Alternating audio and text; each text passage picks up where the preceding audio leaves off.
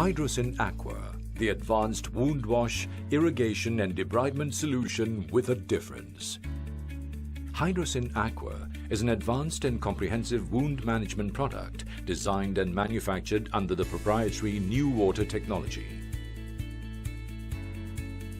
Hydrosin Aqua is made of ultra-purified water and pure dry vacuumized sodium chloride, which goes through an electrolysis and superoxidation process developed by Vigilance New Water technology.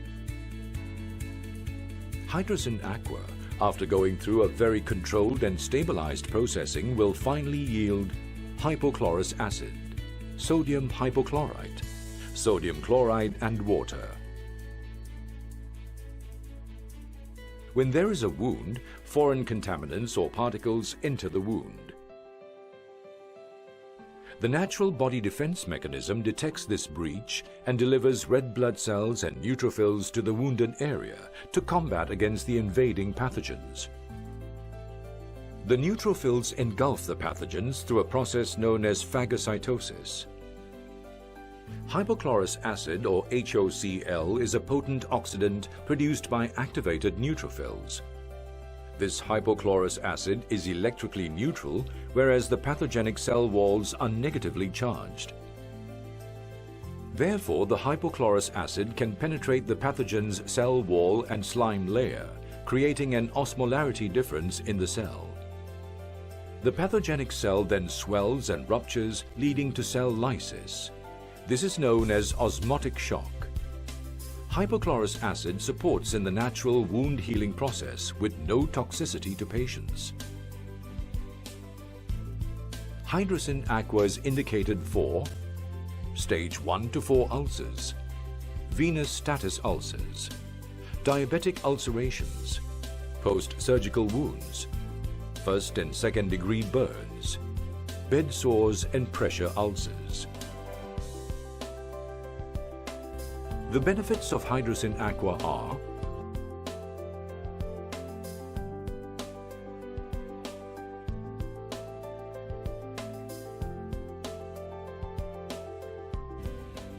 Hydrocin aqua has been extensively tested in several recognized and accredited labs for its microbiological efficacy and biocompatibility safety, in compliance with principles of good laboratories practice (GLP) and or ISO IEC 17025.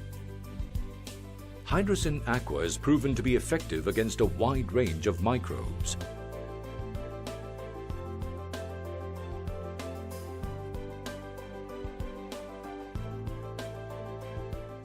Hydrocin aqua is biocompatibility tested in accredited labs according to the ISO 10993 international standard to ensure product safety.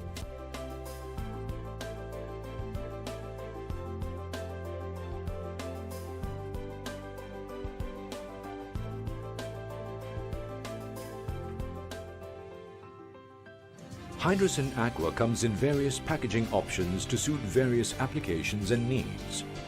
Hydrocin aqua is classified as Class 3 medical devices under the EU Medical Devices Directive and Regulations. Dengar. Hydrocin aqua products have obtained the US Morning, FDA How are you? 510K approval for marketing in the US, CE certified and halal certified.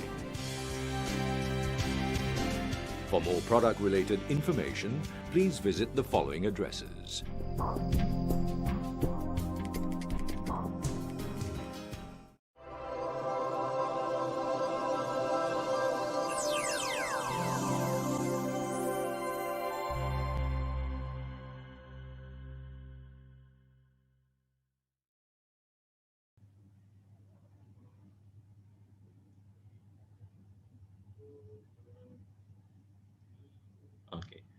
Selamat pagi dan salam sejahtera kepada semua penonton dan selamat datang ke the inaugural Military Safe Surgery Safe Life Seminar 2020. Terima kasih diucapkan kepada semua penonton yang masih mengikuti kami untuk sesi kedua seminar pada pagi ini. Untuk yang telah mengikuti seminar ini minggu lepas, terdapat beberapa pesanan, iaitu jangan lupa untuk imbas kod QR untuk tujuan pendaftaran dan untuk pengutipan mata CPD. Kod QR akan terpampang pada skrin penceramah sewaktu ceramah berlangsung dan juga sewaktu waktu-waktu rehat atau waktu di mana iklan akan ditayangkan.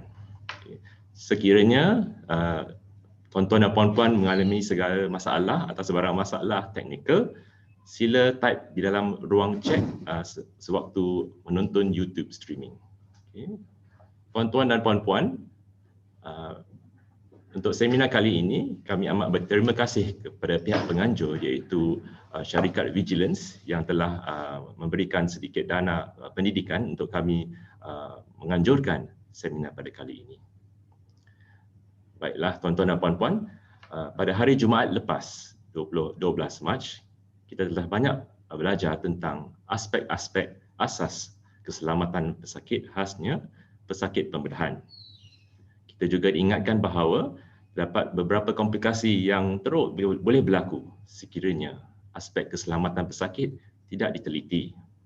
Dan penceramah pada minggu lepas juga ada memberikan atau berkongsi pengalaman tentang cara-cara mengimplementasikan safety aspect of surgery, iaitu dengan mengisi checklist SSSL secara tepat. Untuk pagi ini, 19 Mac, kita juga mempunyai panel penceramah yang tidak kurang hebatnya dan kita akan terus belajar tentang aspek-aspek keselamatan pesakit pembedahan. Jadi, teruskan bersama kami dan sila pastikan anda tidak lupa untuk mendaftar dengan mengimbas kod QR dan juga untuk pengutipan mata CPD. Sekiranya anda ingin mengajukan soalan kepada penceramah, sila typekan juga di ruang komen di chat box di YouTube streaming. Untuk pagi ini kita mempunyai 4 orang penceramah dan saya akan mulakan dengan penceramah pertama, iaitu Matron Ui Soh Kim. Penyelia jururawat UI sekarang bertugas sebagai Matron Perawatan Perioperatif dan CSSU di Hospital Kuala Lumpur. Ya. Matron UI mempunyai banyak pengalaman sebagai daripada ketua jururawat sehinggalah menjadi penyelia jururawat. Beliau pernah bertugas di Dewan Bedah Am Hospital Kuala Lumpur sebelum beliau meneruskan perkhidmatan di Unit of Maternal and Fetal Medicine juga di Hospital Kuala Lumpur. Seterusnya, Matron UI menjadi penyelia jururawat di bahagian kejururawatan Ibu Pejabat Kementerian Kesihatan Malaysia. Pada pagi ini, Matron UI akan berkongsi pengalaman beliau tentang peranan yang boleh dimainkan oleh jururawat dengan membantu pihak pakar bedah dan pakar bius dalam mencapai objektif Safe Surgery, Safe Life. Tuan-tuan dan puan-puan, saya ingin menjemput penceramah pertama pada pagi ini iaitu Matron Ui Soh Kim untuk memberikan ceramah beliau. Dipersilakan Matron Ui. Good morning, ladies and gentlemen. Welcome and thank you for being here today for the Safe Surgery, Safe Life Seminar 2020. Thank you very much for the organizing committee, like Colonel Dr. Wu Kay Siong, for the warm introduction. I am Matron Ui, in charge of Perioperative and CSSU Hospital Kuala Lumpur. I am actually honored to be present here and even more honored to be given this opportunity to present my talk on a very critical topic, the role of nurses in assisting surgeons and anesthetists in achieving safe surgery, safe life, or in short SSSL. Before I proceed, I wish to thank the organizing committee from Hospital Angkatan Tentera Tuanku Mizan for organizing this inaugural Military Safe Surgery, Safe Life Seminar 2020. I understand this seminar is attended mainly by doctors and nurses and other experts in the field of surgery. As we are aware, surgical procedure in general have evolved a great deal with the use of highly technical and computer-assisted equipment throughout the world, and as Malaysians, we are pride ourselves as one of those countries with such equipment. Procedures in safe operation have also evolved along with the technical advancements, prompting implementation of stricter and more detailed checks and balance in process of pre-operative post-operation. So let me begin with introduction of SSL. Before I proceed to the topic given to me, WHO or World Health Organization had launched its second global patient safety challenge, Safe Surgery, Safe Life, in 2006 in response to the global need to improve outcomes in surgery. And they had initiated a checklist, the perioperative checklist, which can be achieved by using the perioperative checklist, and the aims was to improve patient safety during surgical procedures, which benefits of the checklist includes reducing perioperative morbidity and mortality. And the World Health Organization has 10 objectives for the safe surgery, safe life. Correct patient, correct site, prevent harm from anesthetics, prepare for airways emergency, prepare for risk, high blood loss, avoid allergies, minimize surgical site infections, prevent retention of instruments and sponges, accurately secure and identify specimens, effectively communicate critical information, establish surveillance of capacity, volume, and results. So before that, I will request allow me to speak in Dwi Bahasa as well as English and Bahasa Malaysia. Okay, my following slide was a slide that pelancaran Safe Surgery, Safe Life by our Ketua Pengarah Kesihatan Tan Sri, Datuk Sri Dr. Nur Hisham Abdullah, SSL versi 2 bertema Enhancing Surgical Safety ataupun pengukuhan keselamatan pembedahan selari dengan agenda WHO untuk memastikan akses kepada perkhidmatan pembedahan yang berkualiti. Bersama ini juga buku panduan ataupun garis guideline Safe Surgery, Safe Life telah dilancarkan. Slide berikutnya adalah dengan pelancaran itu KPK Ketua Pengarah Kesihatan telah menginisiat ataupun menghasilkan peri-operative checklist bersama dengan buku garis panduan dan perkeliling Ketua Pengarah Kesihatan yang telah dikeluarkan untuk penambahbaikan pelaksanaan Safe Surgery Safe Life program in hospital dan semua institusi perubatan Kementerian Kesihatan Malaysia. Elemen-elemen dalam peri-operative checklist adalah dia mempunyai 2 set of checklist lah. First set tu mengandungi 4 muka surat, that is for the primary team use, yang kandungan dia tu peri-operative checklist, peri-operative team checklist, swab and instrument count form, pre-discharge check. Set yang kedua adalah untuk kegunaan multidisciplinary di mana certain operation yang memerlukan lebih pada satu tim. So, semua checklist ini adalah diperform semasa operating theatre termasuk semua kes-kes local anesthesia. And yang paling mustahak important note di sini adalah tanggungjawab surgical team leader untuk participate dan memastikan kegunaan checklist ni. Dan juga peranan coordinator ataupun circulating nurse untuk memastikan checklist diisi dengan lengkap. Checklist ini adalah mandatory. Tak berkira dalam life threatening patient ataupun emergency surgery, it is mandatory untuk gunakan checklist ni. Operative environment suasana ataupun persekitaran peri-operative, ia adalah dynamic dan compromise of the multidisciplinary teams. Maksudnya OT dia tak ada khas untuk satu team aja, dia multidisciplinary. So tanggungjawab ataupun peranan nurses perlu deliver highest quality nursing care sepanjang journey ataupun surgical journey of patient to ensure safe outcome of the surgery.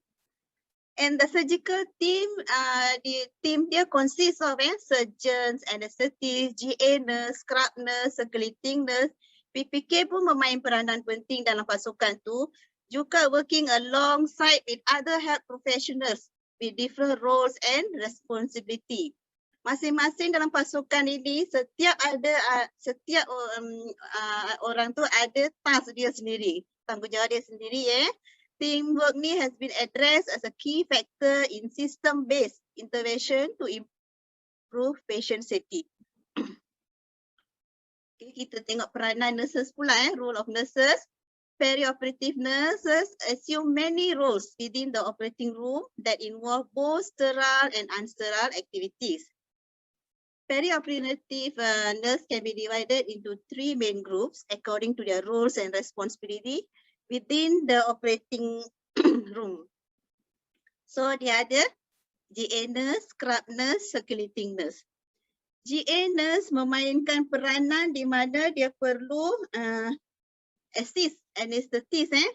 So sebelum setiap kes dimulakan, peranan dia memantau ataupun mengambil OT list dan memastikan setiap kes dan peralatan yang disediakan berpandukan kes-kes ataupun daripada pengalaman dia, peralatan yang mencukupi untuk membantu anesthetis.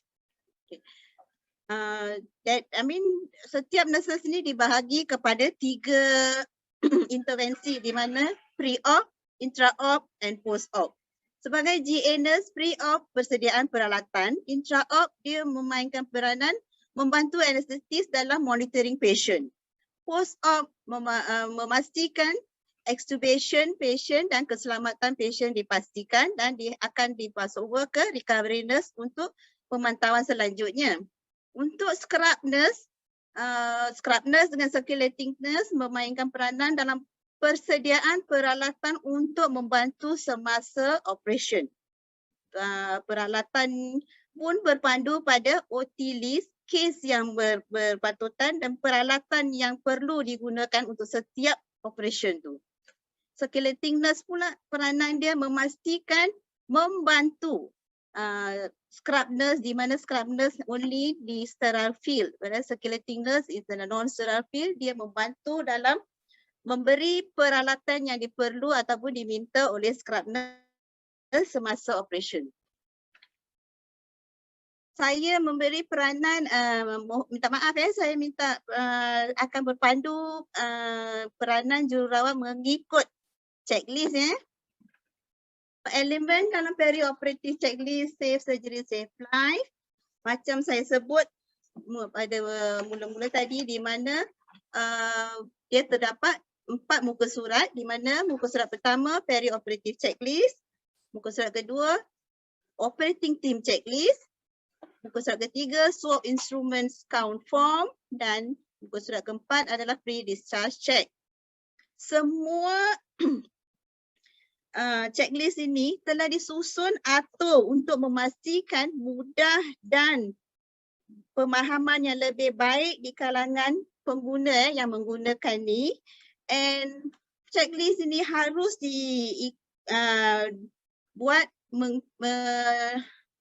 dengan 2 identifier untuk lebih reliable proses pengenalan pesakit. So, kita pergi tinjau ke muka surat pertama, pre-operative checklist. Ia mengandungi 3 bahagian. Patient profile, pre-transfer check and information on operating room, surgeon dan time of surgery. Pre-operative checklist patient profile, biasanya bahagian ini akan di-fill up oleh ward staff nurse dan akan dihantar ke OT. Walau bagaimanapun, apabila patient sampai ke OT di reception bay, peranan jururawat di OT pula perlu go through the checklist dan memastikan segala butiran yang tertera dalam checklist tu adalah betul mengikut yang ditetapkan dalam checklist tu. Contohnya patient name, consent, site of operation. Patient name biasanya ada masa patient mempunyai 2 orang patient nama yang sama tetapi nak akan nak reliable source tu kita kena check RN ataupun IC patient.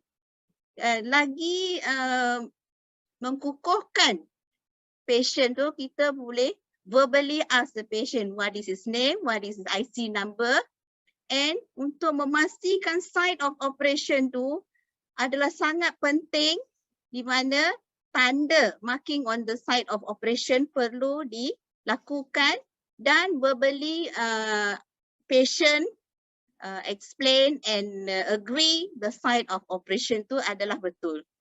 And checklist ni harus dilengkapkan dan ditandatangan oleh ward nurse dengan OT nurse. Bahagian C, information on operating room, surgeon, time of surgery. Bahagian ini akan dilengkapkan oleh circulating nurse semasa patient berada di bilik pembedahan. Di mana circulating nurse harus sebelum pembedahan pastikan suhu bilik pembedahan adalah sesuai seperti suhu dia 18 hingga 20 degree Celsius dan humidity dia 55 hingga 60 degree Celsius. Muka surat kedua, operating team checklist adalah fasa sign in, di mana dia ada beberapa kandungan dalam fasa sign in ini. Dia dilakukan before induction of anesthesia, before skin incision, check in, during procedure, before surgeon leaves operating room, issues incident occurred if there is any, and the last column was auditing purpose only. Let's see before induction of anesthesia, this column, and this is the sign in phase. This section is checked with the professionals. Professional bermaksud di sini semualah anesthetic, surgeon, nurses, and all the expertise of surgery, except patient dah intubate. Of course, dah intubate, we can't check with the patient. So at this time, the anesthetist and the GA nurse will go through the phase and they will confirm the patient. If the patient is not intubated, the patient will help in and verbally answer the name, the plan of procedure, and the site of operation. And as a team, we have to tick as the patient answers us the site. Of course, the GA machine was checked by the anesthetist and other machines for monitoring, such as our pulse oximeter, have to be on and functioning well. And the patient allergies is identified if there's any, or there's any difficult in airway aspirations, and then anticipating if there is any blood bleeding, so they have blood ready, adequate IV access for intubations, and suction apparatus are all functioning, as well as OT table is checked to make sure it's functioning well. So we go to the before skin incisions. The skin incision, before the skin incision or the phase is timeout phase, must be done before the skin incision. So if multiple team is involved, each team must conduct their own timeout for their surgery. This is good practice if done before induction. So the whiteboard plays an important role here. The MO or the husband who's assisting the surgery will document everything on the whiteboard, and each member of the team have to introduce themselves. At the time of timeout, everybody have to pause for a moment to confirm the patient's name, plan, procedure as the MO read out from the whiteboard, and the site of operation and the consent is available.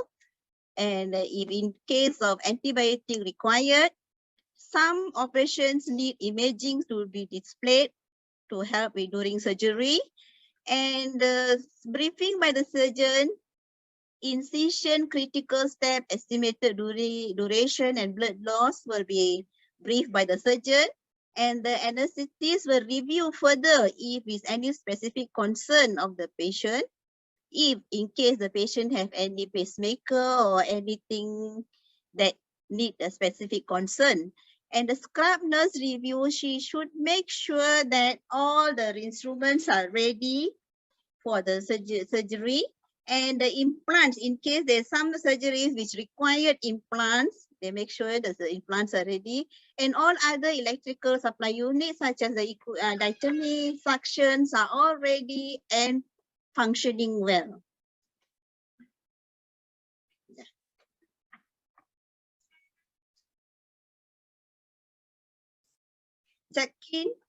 Check-in was after draping, everything done, the surgeon has scrubbed up, and after checkout, the time out, so the surgeon will inform the NS and the scrub nurse, is she ready to start, and everything is ready to start the operation. Phase 2, during the procedure, there is 3 phase: periodic update, shout out, and pre-closure disclosure. So the periodic update, if the operation is running smoothly in the first 1 hour of surgery, it is a good practice to communicate among the operating team members. So, especially like to team members will inform the anesthetist of the progress of the surgery, or the scrub nurse will inform the surgeon for instance, such as if the patient is on tourniquet, where the timing of the tourniquet should be alert to the surgeon prior to the surgery. During the shout out means if there is it is referred to an act of vocalizing clearly to an appropriate team members about intraoperative event in order to obtain undivided action of specific team or members to event. For example, when a peg is inserted into the abdominal cavity, a surgeon should shout one peg in. When he shout one peg in, the scrub nurse should be alert and make a marking using Spencerville at the Mayo tray. And at the same time, she have to inform the circulating nurse. Of course, the circulating nurse would have heard the shout out, but it is the teamwork that to alert each other that there is a peg inserted, and this will be done when the peg is removed from the cavity. This replaces the system of tags at the end of the peg or other forms of reminders already in place. This is such as abdominal peg, where it already have an ending tag at so it will be a good reminder. Other events that deserve shout out for when the instruments or the gauze have fallen out of the operating field on the floor, and when there's critical equipment which malfunction, such as diatemy is not coagulating or the sucker is not sucking properly, no vacuum. So this is to alert the circulating nurse to take action immediately for a replacement. The third one will be a pre-closure disclosure. The surgeon informs the member of the team conclusion of the procedure before commencing the closure of the surgical, the progress of the surgery, uneventful, and so on. So this will enable the anesthetist to plan for reversal and the GA nurse to get ready to help in extubation. Meanwhile, the scrub nurse will commence the final swab counts and instrument counts, and she will inform the surgeon when it is done and correct. Phase 2, before the surgeon leaves operating room, this is the sign out phase. The surgeon summarizes the operating finding and procedures. So the scrub nurse will give the relevant specimen collected and how it should be labeled to the circulating nurse. And the scrub nurse will take action in any instrument issue that may arise. A GA nurse will get ready any special post-operative care if needed by the anesthetic. So the final count will have to be count together, scrub nurse and the circulating nurse, and they will inform that the count was correct. Any incident, like earlier I said, like the diatemy machine, suckers are not functioning, have to be ticked and to be taken action later. And post-op instruction will be given by the anesthetists or surgeons. The issues incident occurred, if any, it have to be documented in the incident happened, and this coordinating nurse or the circulating nurse have to name, signature, and stamp it. But later is transferred to a faulty instrument file for the remedial action by the OT manager. This part is for the auditing purpose only. History, stroke and instrument counts.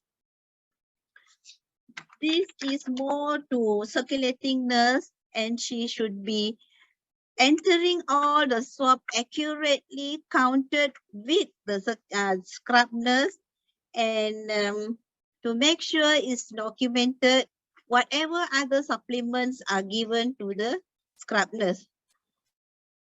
So if the two operating teams are operating at the same time, two different swab counts should be used.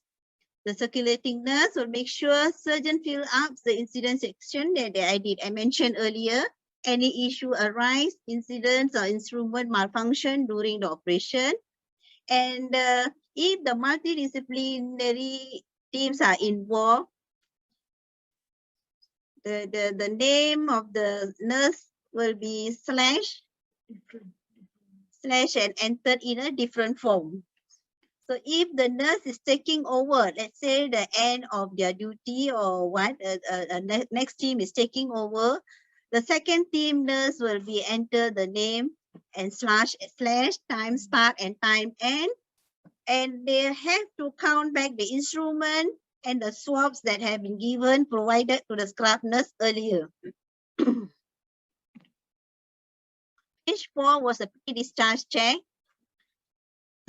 Pre-discharge check was when the patient post off everything and the patient is at the recovery now. So the recovery nurse will have to take care of the patient, to monitor the patient and alert of the post-operative complication if arise, and the patient will be discharged and seen by the NS. At the same time, during discharge to the ward, this form must be filled together with the ward staff, and where the column of the ward, the staff are passing over from OT to the ward. Both of them have to check the patient, and the patient is got, how to say, can allowed to discharge back to ward, and they have to sign the column that is needed, the ward and the OT nurses. This is the form for the multidisciplinary checklist in case there is multidisciplinary involved in the surgery.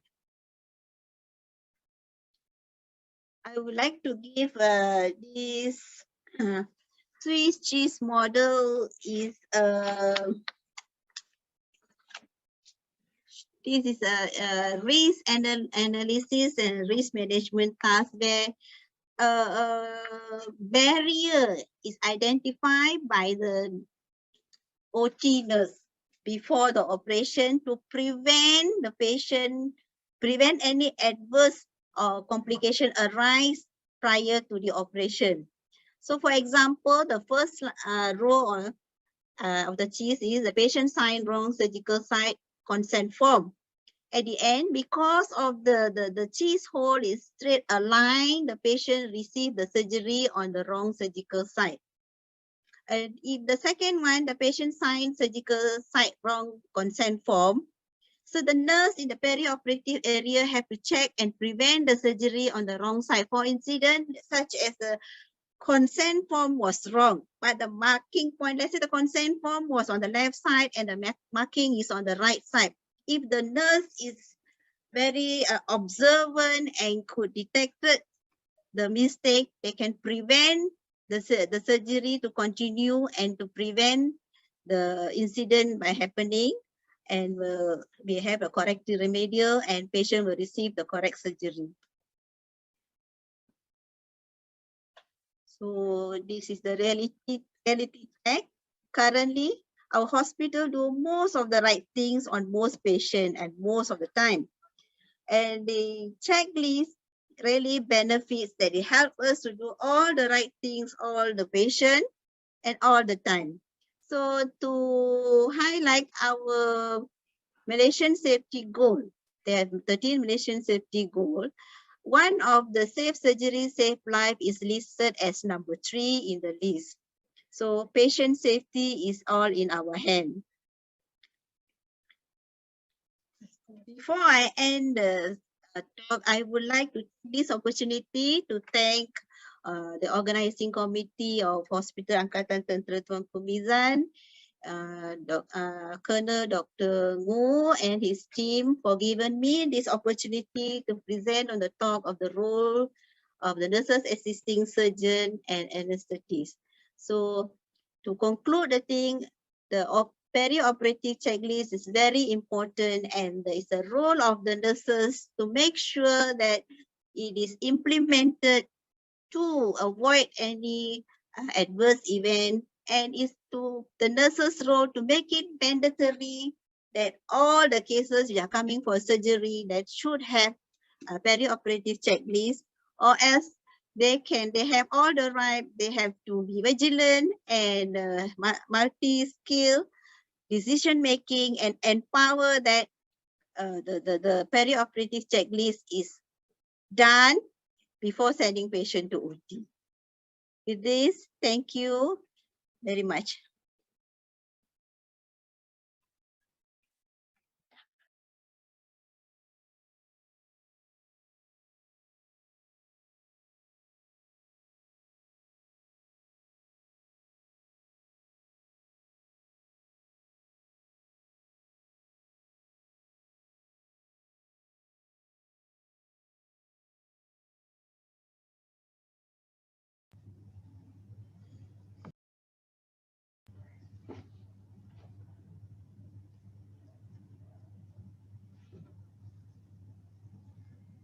Okay. Terima kasih, Matron Uy. Thank you for the excellent lecture. We cannot deny that the nurses form an integral part of the surgical team and provides important checks and balances during the conduct of a surgical procedure. Sedikit peringatan daripada pihak sekretariat seminar, yang telah mendaftar, sila typekan alamat email secara tepat supaya anda tidak tercicir dalam proses pendaftaran dan pengumpulan mata CBT. Ya. Sila pastikan alamat email yang di-type adalah betul supaya kita boleh mendaftarkan tuan-tuan dan puan-puan sekalian. Seterusnya, saya ingin memperkenalkan penceramah kedua pada pagi ini, iaitu Profesor Dr. April Camilla Roslani. Professor April Camilla Roslani is the current president of the College of Surgeons, Academy of Medicine Malaysia, and she is currently the Dean of the Faculty of Medicine, Universiti Malaya, as well as a consultant colorectal surgeon at Pusat Perubatan Universiti Malaya. She's also a fellow of the American College of Surgeons. And pada pagi ini, Professor April akan berkongsi pengalaman dengan satu topik ceramah yang amat menarik, iaitu bagaimana seseorang pakar bedah atau juru bedah mengendalikan diri sewaktu berada di dalam dewan bedah. Professor April akan memberikan ceramah bertajuk Keeping Calm and Staying Focused in the Operating Theatre, the Surgeon's Perspective. Dipersilakan Professor April.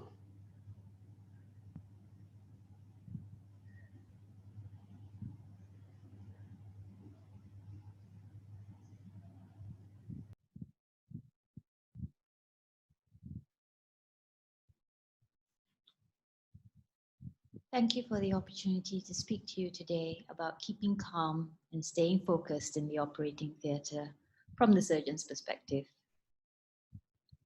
I would like to acknowledge that some of the material that I'll be presenting today is work that was done together with the non-technical skills for surgeons faculty at the Royal College of Surgeons of Edinburgh and University of Aberdeen in collaboration with the College of Surgeons of Malaysia. There are many parallels between surgeons and the military as well as the aviation industry. We perform complex tasks. There is rigorous training required, requiring long hours as well, a high pressure environment. And compared to some other fields, we have relatively short careers. We all work in teams. We have to have strong self-belief, which can sometimes translate as arrogance, and oftentimes have to travel in the course of our work. In addition, we have a very well-established hierarchy with strict chain of command, because high-stakes communications are needed in order to perform the tasks that are our responsibility. Often, the responses have to be rapid, and we have to place service to others above self. Failure to perform can also have detrimental consequences, not just to others, but also to ourselves. Indeed, in this systematic review, surgical adverse events can be as high as 14% of all surgeries. But what's heartening to know is that up to 40% are potentially preventable. Nevertheless, it is somewhat worrying that up to 4% of these are fatal, 10% are severe, and 34% are moderate, with only about half of them being minor. When we look at what the root causes of sentinel events, for instance, are, and if you look at this review by the Joint Commission, you will find that actually the majority of root causes are what comes in the human factors box, and that also includes leadership and communication. What else is in the human factors box? Well, it's behaviors and attitudes, codes of conduct, and increasingly we recognize that organizational reliability plays a key role in patient safety. Also, ergonomics, non-technical skills, human performance limitation, and team performance are part of the human factors box. Why is this important? Well, you would have heard earlier on in this seminar that surgical offenses are part of what is called the Swiss cheese model. So if you look at the surgeon's training experience, the procedures and training that one undergoes in order to undertake those procedures, the management as well as the organization, these are all meant to be safeguards at various levels to prevent any adverse outcomes. However, sequential or concurrent failures at each of these levels can lead to the holes lining up and then therefore resulting in an adverse outcome. So what might we be able to do to try and reduce these adverse outcomes? Well, an important concept that has become apparent over the last decades is situational awareness. And this is something that I think is very familiar for those of you in the military, but it's increasingly recognized that it has importance within medical and surgical fields. Put very simply, situational awareness is about knowing what is going on around you. But in order to understand this concept a little bit more, we can look at this situational awareness model, and you can see that there are 3 levels of situational awareness. Level 1 is the perception of things, or the what, in which there is gathering of data, evaluation of that data, and then prioritizing which data to consider. At level 2, this is comprehension. This is the so what. And at level 2, you would be interpreting the data that has been gathered, integrating it into a mental model that will then lead to your level 3, which is projection. Projection is the now what. What should you anticipate? What should you project? And what should you plan to do as a result of all the data gathering and the comprehension of that data? However, situational awareness isn't static. There are factors that can make it worse, and there are factors that can make it better. Those factors that make it worse include stress, excessive workloads, rapidly changing situations or unexpected situations, working in an unfamiliar environment, and inexperience, as well as distraction, fixation and bias, as well as, surprisingly, if you are doing something that is very routine, it may actually make your situational awareness worse. What can enhance situational awareness? Well, the pre-team briefing or the pre-OT briefing is very important. The sterile cockpit concept, again, will be familiar to those of you perhaps in the Air Force or in aviation industry. And this is something that is meant to reduce distractions during periods when focus is required to your task. Scanning techniques, this is the active gathering of information. Self-checking, where you pause at intervals to check whether you have gathered all the data that you need. Cross-checking, where other members in your team are checking with you to see whether we are all on the same page. And then rebooting. This is what happens after you have had an unexpected event, and you just need to check with yourself, with your team members, whether you're all on the same page and ready to move forward. You need to be open to questions from your team, regardless of what their place in the hierarchy is. And that allows the team to be empowered to speak up when there are problems that they may see about to happen. I think also it's very important for us as surgeons to remember to be humble, because with humility, you will recognize that everyone can make errors, and therefore you will be much more on your guard and much more open to input from others in your team.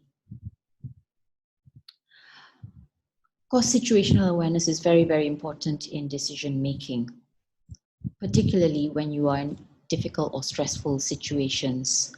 Surgeons are probably self-acknowledged adrenaline junkies, and there's something to be said for having a little bit of improved performance when the adrenaline is flowing.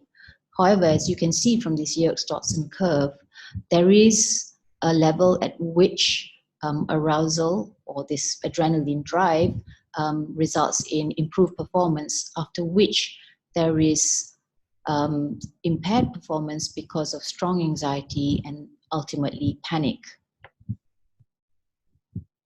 Why should this be so? Well, in this model of our memory systems, you will see that under optimal circumstances, we have a working memory, which allows us to do the tasks at hand, and there is considerable ability to recall from your long-term memory in order to enhance your performance.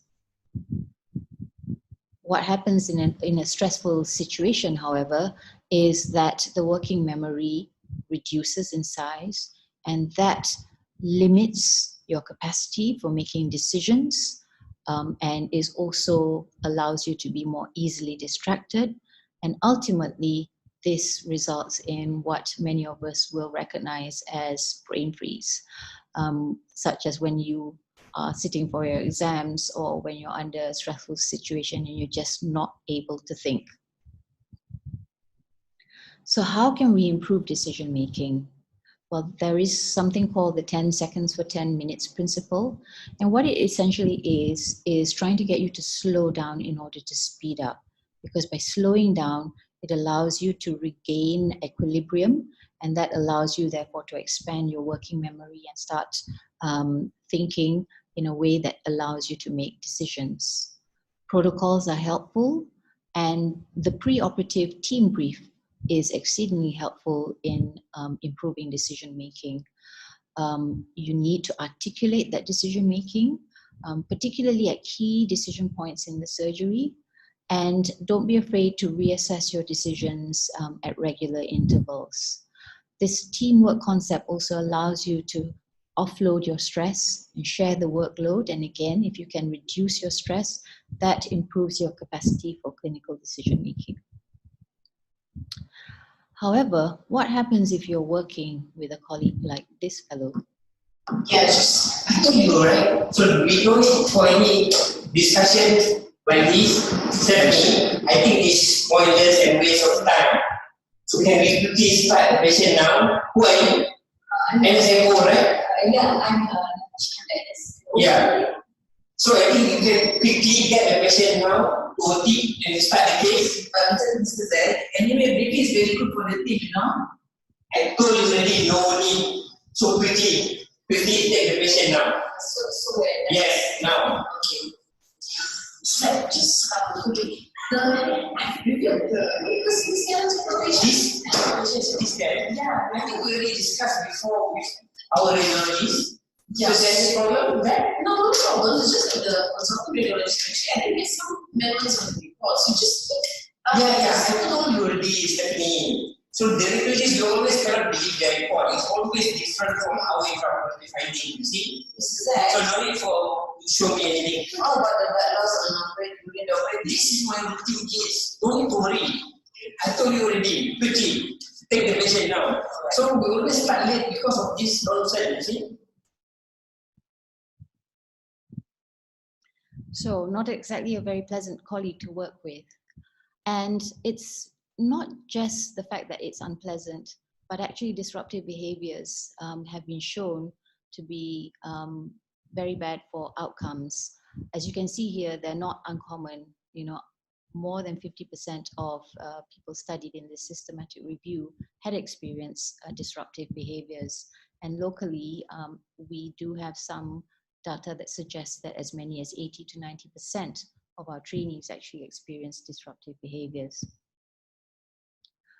The problem is that such disruptive behaviors shift the attention of the entire team from where it should be, which is the patient, to the person exhibiting the disruptive behavior. In this case, it was the surgeon. And this results in increased mistakes during the operation. It actually puts the trainees off from pursuing a career in surgery. It actually diminishes the respect that they have for the surgeon. And overall, it damages the whole team, affecting all members, no matter how senior or how junior. And if that doesn't worry you sufficiently, if you actually compare surgeons who have the most complaints about their behaviors and look at the incidence of adverse events amongst their cases, these surgeons at the upper end of the complaints levels actually have a 14% increased risk of adverse events for their patients.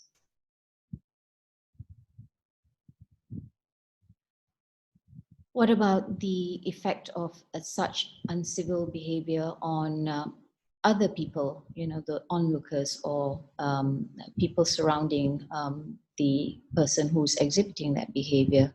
Well, actually, it reduces their working memory. And remember what I said about working memory earlier, that then diminishes your ability to make good decisions. Here are just some of the other effects on the recipient of rude behavior. You know, 80% will worry about this and spend a lot of time worrying about it. A similar proportion will reduce their commitment to work. They will lose time by trying to avoid the offender. They'll try to avoid work. The quality of work might actually be reduced deliberately, and they may actually take it out on patients or just not show up to work. So clearly, we need to improve teamwork and communication. These two photos show two quite famous crashes. The one on the left is the Black Hawk Down, and the one on the right is the Korean Airlines crash. And both of these incidences occurred because of poor communication. So what are the barriers to communication? These could be external or they could be internal. External barriers would include things like extraneous noise, you know, someone speaking in a very low or soft voice, interference from loud music or electrical signals.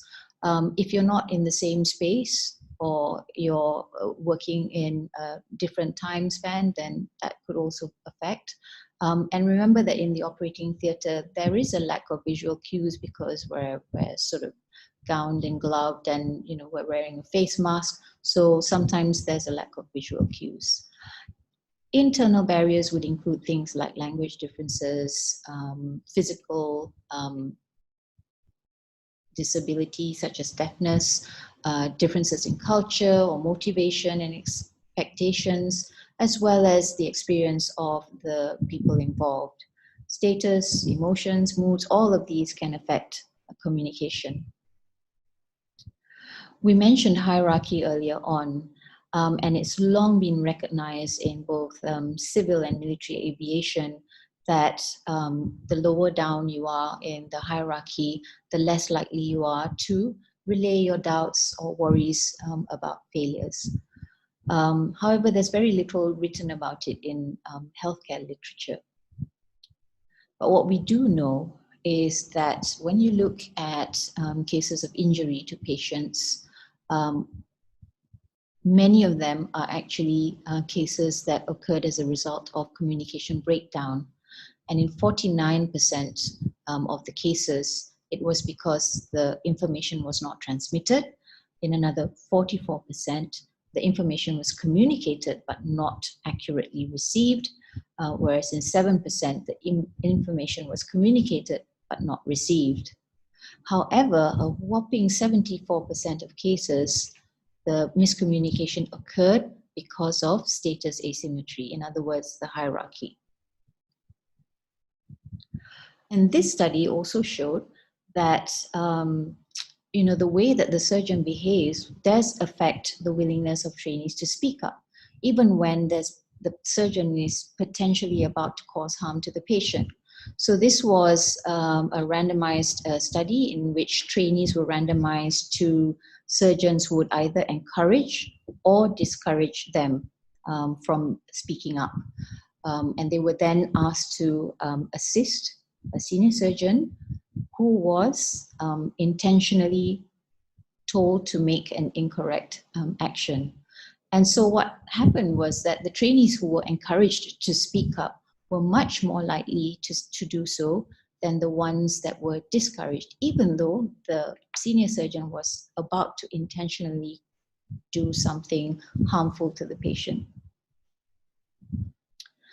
So it's very important to also remember that in members of the team at different levels of seniority or different levels of experience may not have the same mental model.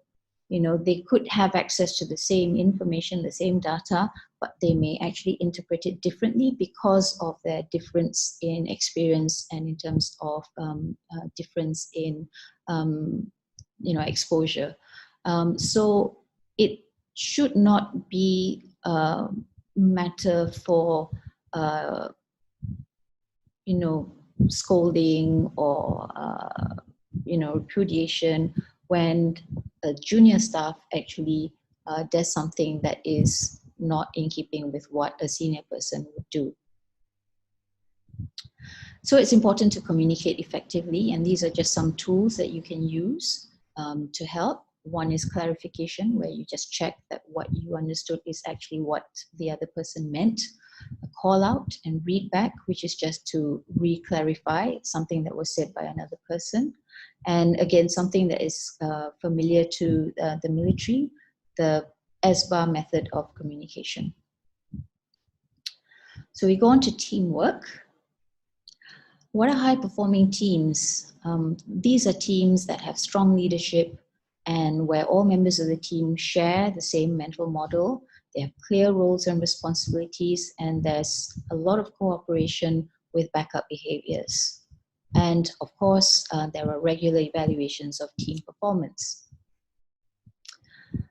So in this study, the teams that exhibited very few team behaviors, they were the teams that had patients who were more likely to experience death or major complications.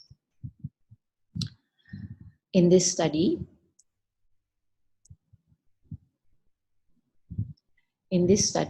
the association between implementation of medical team training programs and surgical mortality was actually favoring the implementation of the program. So even if you had poorly performing teams, if you put them through a medical team training program, their surgical mortality would reduce.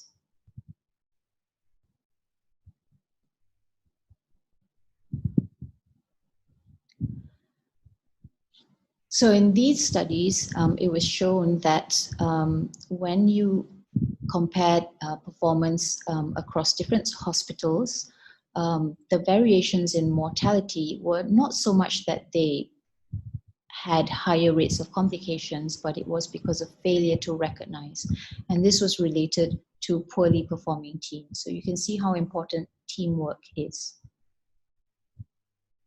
So let's get back to our friend, Dr. Zach, and see what's happening.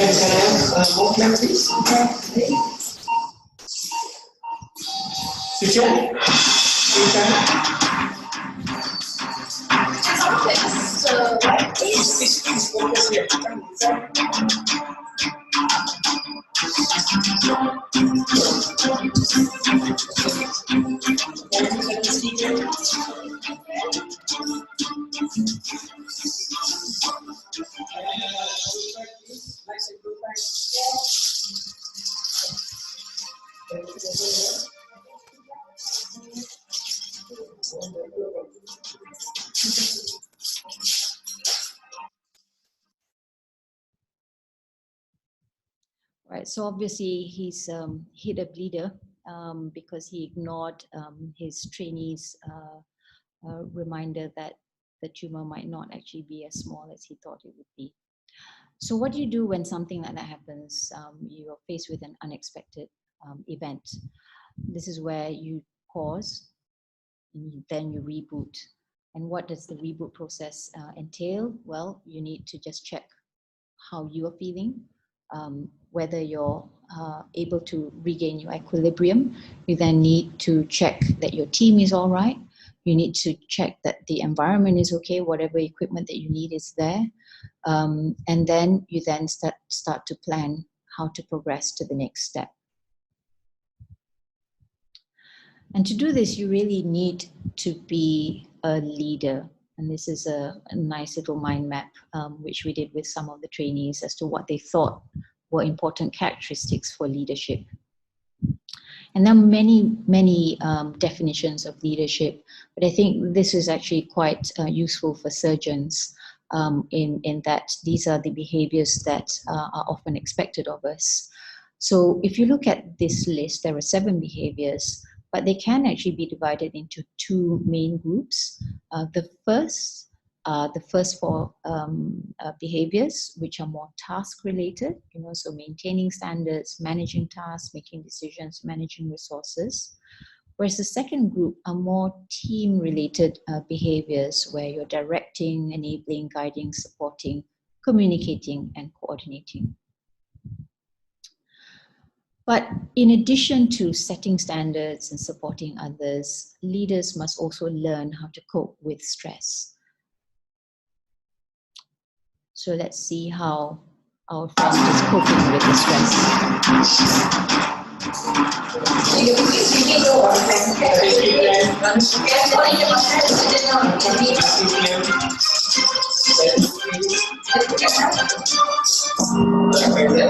Yeah, my name was Sesi now. So I'm working in case of section. So I think I accidentally injured one of the private vessel. So I attempted to secure the bleeding, but still failed to do so. Seems to be a lot of bleeding there. When this step, can you just suck it? What was the bleeding of? Yes, gone. Actually, this backwards. Just I think go back and you guys can go back to our place. Going forward against the straight line.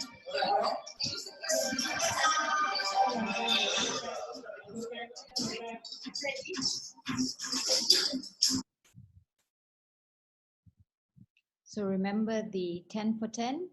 So just keep calm, pack, and pause. So really, being a leader doesn't necessarily mean that you have to be in a position of authority.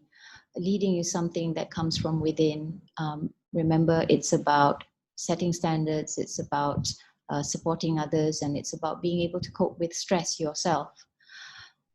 But in addition to leading a team in the workplace, there does need to be leadership in leading cultural change. So you need role models. If you look at the surgical safety checklist, these leaders and role models will be the ones that ensure that these are implemented on the ground. And these are what we call sometimes authentic informal leaders. So they're not necessarily people in roles of authority, but they are people that others listen to in the workplace. So in addition to the pre-list briefing and the surgical checklist, there should also be a post-list debrief. And at the end of it, we should reflect and learn from adverse events. So what can we learn from adversity? We should seek to observe and understand the behaviors that led to and arise from such adversity. This requires self-reflection. It's also good that we continue to have workplace-based assessments with feedback and debriefing at the end. And of course, whenever there are sentinel events or incidents, these should be investigated at your M&M meetings, because this has been shown to reduce perioperative mortality. So in summary, my keep calm mantra is be prepared, be aware, be respectful, and then pause whenever there are adverse events or unexpected events. But don't feel that you have to shoulder this burden alone. Share the load with your team, treat them well, and then reflect and be mindful whenever you have faced an adverse or unexpected event, so that you can perform better for your patients the next time. Thank you very much for your attention.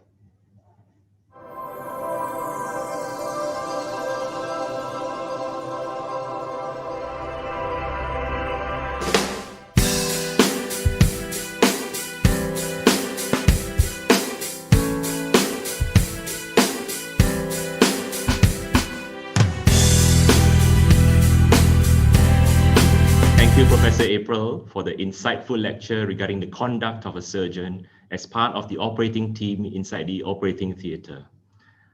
Tuan-tuan dan puan-puan, kita sudah memahami sedikit sebanyak tentang amalan SSSL, tetapi sejauh manakah SSSL dipraktikkan? Apakah cabaran-cabaran yang dilalui semasa mengamalkan SSSL? Jadi untuk menjawab soalan-soalan ini, saya ingin memperkenalkan penceramah seterusnya, iaitu Dr. Nur Ashani bin Muhammad Yusof. Dr. Nur Ashani merupakan Timbalan Ketua Jabatan dan pakar perunding urologi di Institut Urologi dan Nefrologi Hospital Kuala Lumpur. Beliau juga merupakan pengerusi jawatankuasa SSSL untuk Hospital Kuala Lumpur dan beliau merupakan seorang proctor untuk pembedahan robotik untuk hospital-hospital di Lembah Kelang. Dr. Nur Ashani juga merupakan seorang ahli di dalam Lembaga Urologi Malaysia. Jadi dengan ini saya ingin menjemput Dr. Nur Ashani untuk menyampaikan topik ceramah beliau yang bertajuk SSSL, Are We Practicing What We Are Preaching? The Compliance Audit. Dijemput Dr. Nur Ashani bin Muhammad Yusof. Dipersilakan. Assalamualaikum warahmatullahi wabarakatuh dan salam sejahtera kepada semua. Terima kasih kepada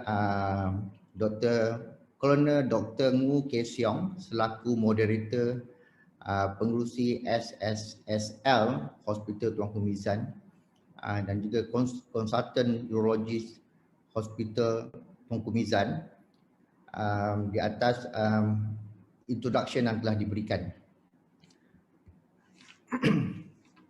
Bismillahirrahmanirrahim. Alhamdulillahirabbil alamin, arrahmanir rahim, maliki yaumiddin. Iyyaka na'budu wa iyyaka nasta'in. Ihdinas siratal mustaqim. Siratal ladzina an'amta 'alaihim ghairil maghdubi 'alaihim waladdallin. Amin. Rabbi shrahli wa yassir li amri wahlul 'uqdatam min lisani yafqahu qawli. Terlebih dahulu saya ingin mengucapkan berbanyak-banyak terima kasih kepada Dr. Colonel Dr. Gu Kay Siong, konsultan urologis Hospital Tuanku Mizan dan juga Angkatan Tentera Malaysia kerana sudi untuk menjemput saya sebagai penceramah kepada di dalam the inaugural Military Safe Surgery Safe Life Seminar 2020. Saya ditugaskan, dipertanggungjawabkan untuk berbicara tentang compliant audit, untuk melihat sebagaimana berkesannya penggunaan SSSL checklist di hospital di seluruh Malaysia ataupun di dunia. Secara realitinya, hospital merupakan suatu tempat yang cantik, modern, sophisticated, but it can be very dangerous. Kita telah melihat berbagai-bagai jenis peristiwa yang berlaku di hospital, sama ada pesakit terjun dari bangunan ataupun warga emas hilang dari hospital dan dijumpai mati atau terbunuh atau meninggal di kawasan hospital, ataupun pesakit yang mati akibat ditinggalkan oleh doktor ketika berlakunya kebakaran di hospital, ataupun juga pesakit yang meninggal disebabkan oleh berlakunya kebakaran di hospital itu sendiri. Dan di masa yang sama, kita juga melihat berbagai-bagai jenis insiden yang berlaku ke atas pesakit yang boleh berlaku di hospital ketika mereka mendapatkan rawatan di hospital sama ada di Malaysia ataupun di seluruh dunia. Mengikut World Health Organization yang diterbitkan pada tahun 2019, terdapat banyak perkara yang melibatkan unsafe care yang berlaku di hospital. Unsafe care, it can be 10 leading cause of death and disability in the world. In a high-income country, we can estimate about 1 in 10 patient actually receiving treatment in hospital actually lead to adverse event, and 50% of this adverse event actually can be prevented. Each year in low and middle income country, about 134 million adverse events had occurred due to unsafe care and resulting to 2.6 million deaths. So this is very high in number, and WHO would like us to bring down this number as low as possible by introducing checklist. Checklist is important for us because humans are forgetful. As a human, we are forgetful, and we need to be reminded what to do until we reach the stage that we do not require any more reminder to do what is the right thing. How about in Malaysia? Actually, there are a few cases has been reported in Malaysia. The numbers is small, but I believe the numbers actually underreported. Most of the cases, as we know, in Malaysia actually underreported. So we know that the number can be much higher than the number that has been reported. But anyway, since 2014 until 2017 has been reported in Malaysian patient safety goal, we found about 16 wrong surgery has been reported that happened in Malaysia. And because of this, the Ministry of Health actually tried to follow the footsteps has been advised by the WHO. As we if you listen to the talk by Dr. Noasha or Dr. Datuk Hao last week, he had mentioned that actually WHO had initiated the SSSL checklist in 2007, and Malaysia have followed the suggestion by the WHO by introducing our own first SSSL checklist in 2009. And in his forward by our Tan Sri Datuk Sri DG in his book for the second edition, he mentioned that actually avoidable surgical complication account for a large proportion of preventable medical injury and deaths globally. And in Malaysia, our target in patient safety is 0 wrong side or side surgery, is 0 unintended foreign body. It need to change some paradigm change in terms of we need some paradigm change in terms of patient safety and also safe practice to improve the patient safety in the hospital. It involves culture change.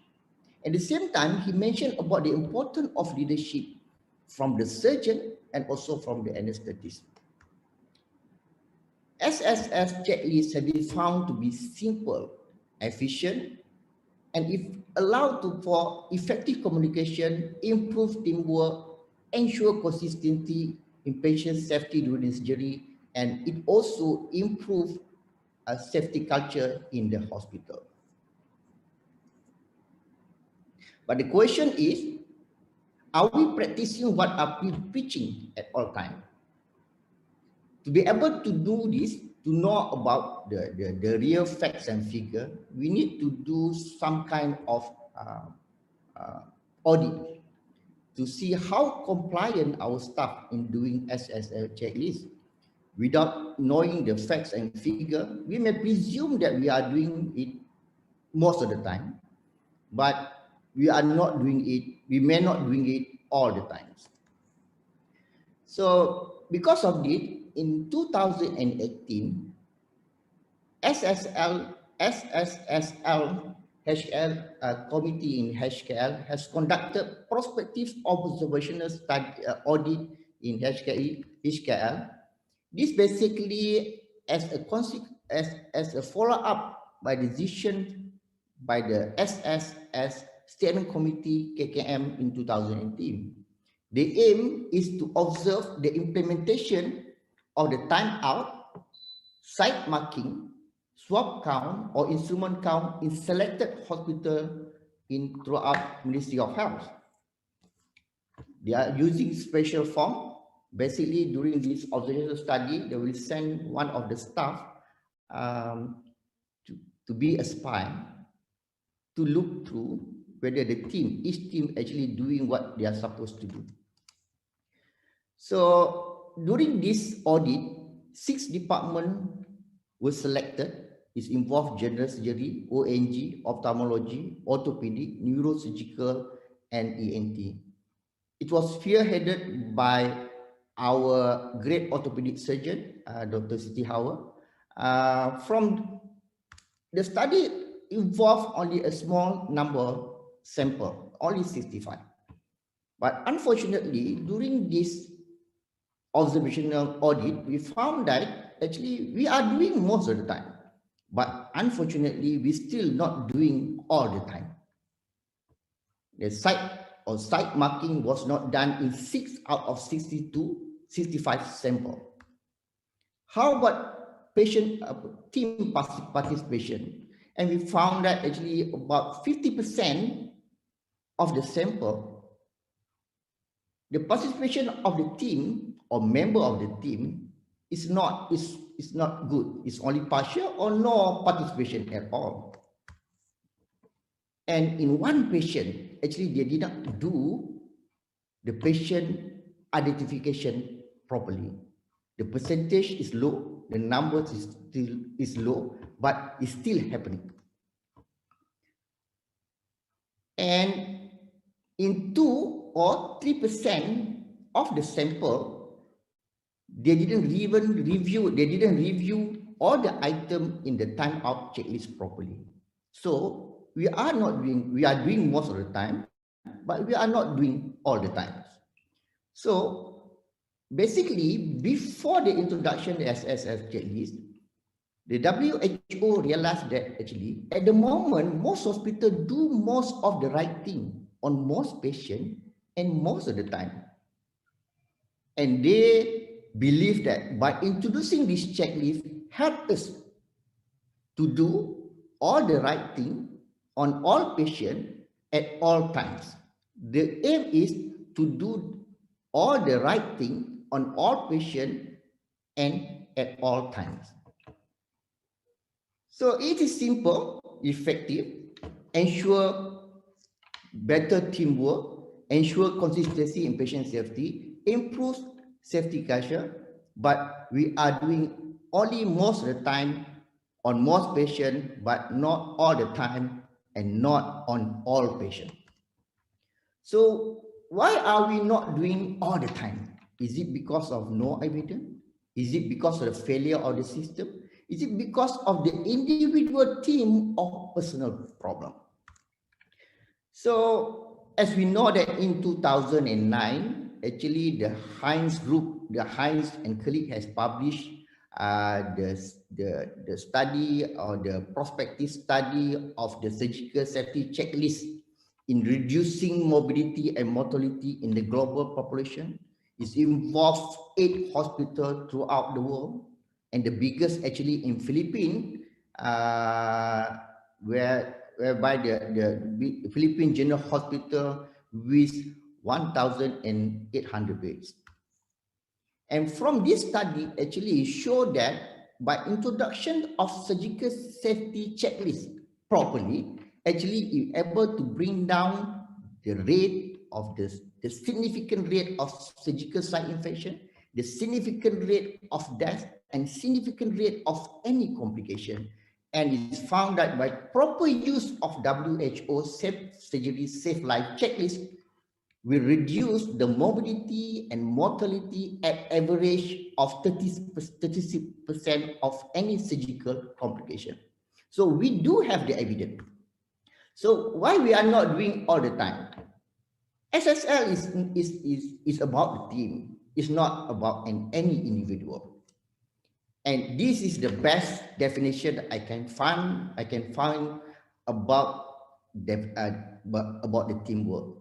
A team is a small number of people with complementary skill. That means we are actually helping each other who are committed to a common purpose, one purpose, to improve patient safety.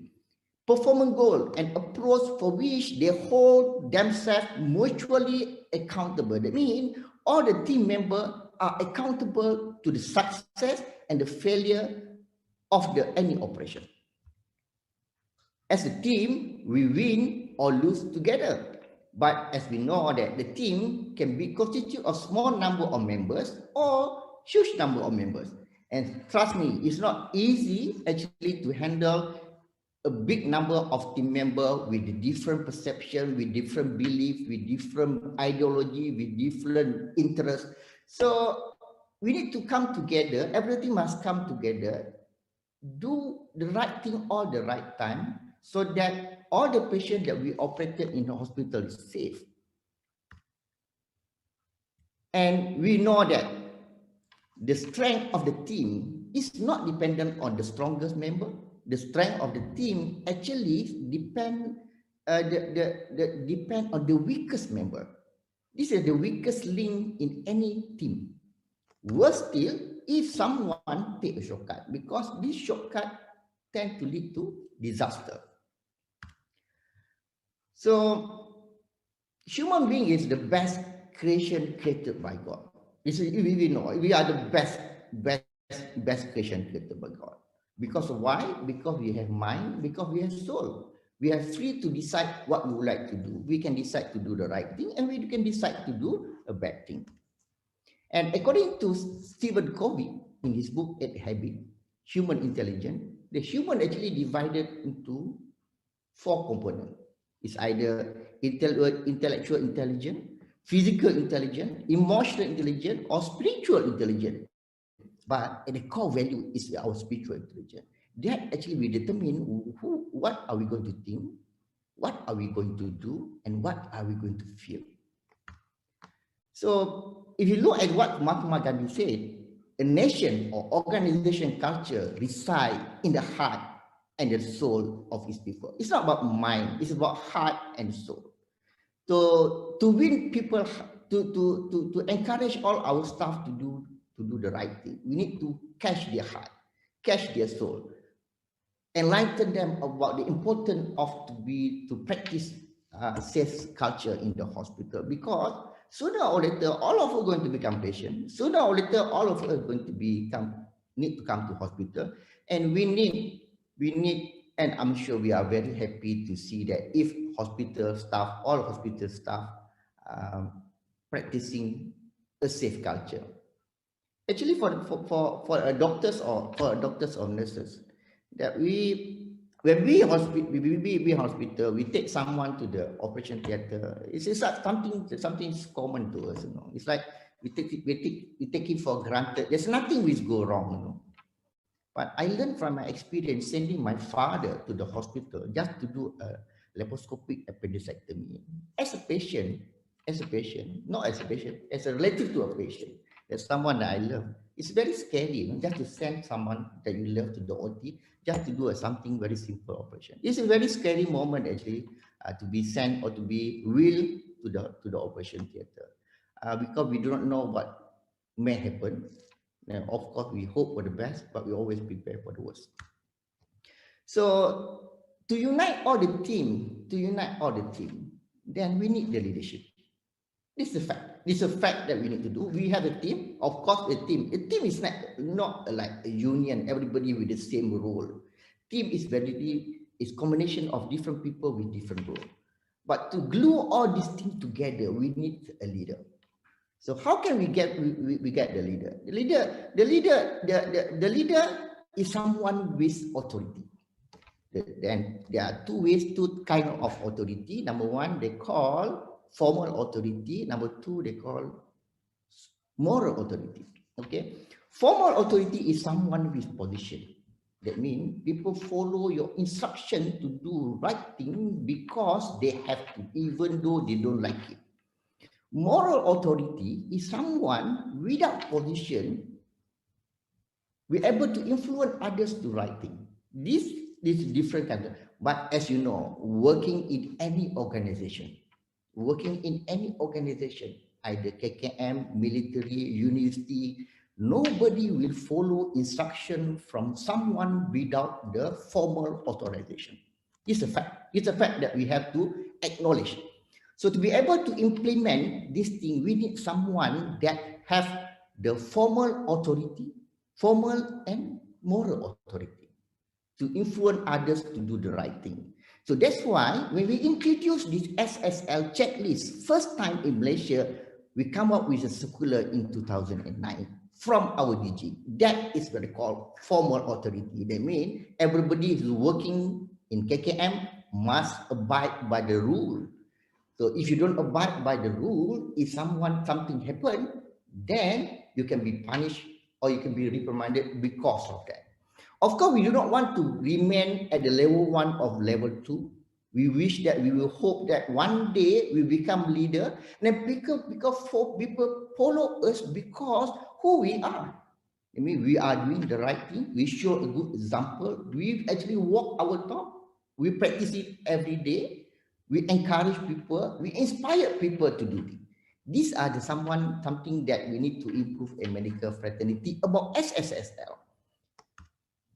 And these are the quality of the leaders that we are required. One of the most important thing is we need to have a positive attitude about SSL. If we have a leader in any organization with a negative attitude about SSL, this will not work. If we listen to the talk by the Maxwell, how the effectiveness of any team is limited by the leader. If the leaders actually put their level at that thing, nobody will grow above the leader. So the leader must grow. then everybody under the care will grow. This is very important. We need someone as a leader in any organization with a positive mentality about SSL. They feel that SSL is important. SSL must be practiced by everybody. SSL will be practiced by all my team members. So this is important. You look at HKL, we have different, about maybe 20 more clinical department. So I'm working in urology. My advice, my instruction maybe might be followed by my team member in urology, but I don't think so anybody from other department would like me to go there and instruct them. Even my police bantuan also, I'm not able to instruct them. You know, I have to go to different channel to make sure that police bantuan actually do what I think the right thing. So it's not easy. People do not follow just because of you are good. People follow you because of you having the position or the authority. And hopefully you have the authority, you have the position, and also you are good. You encourage people to do good things.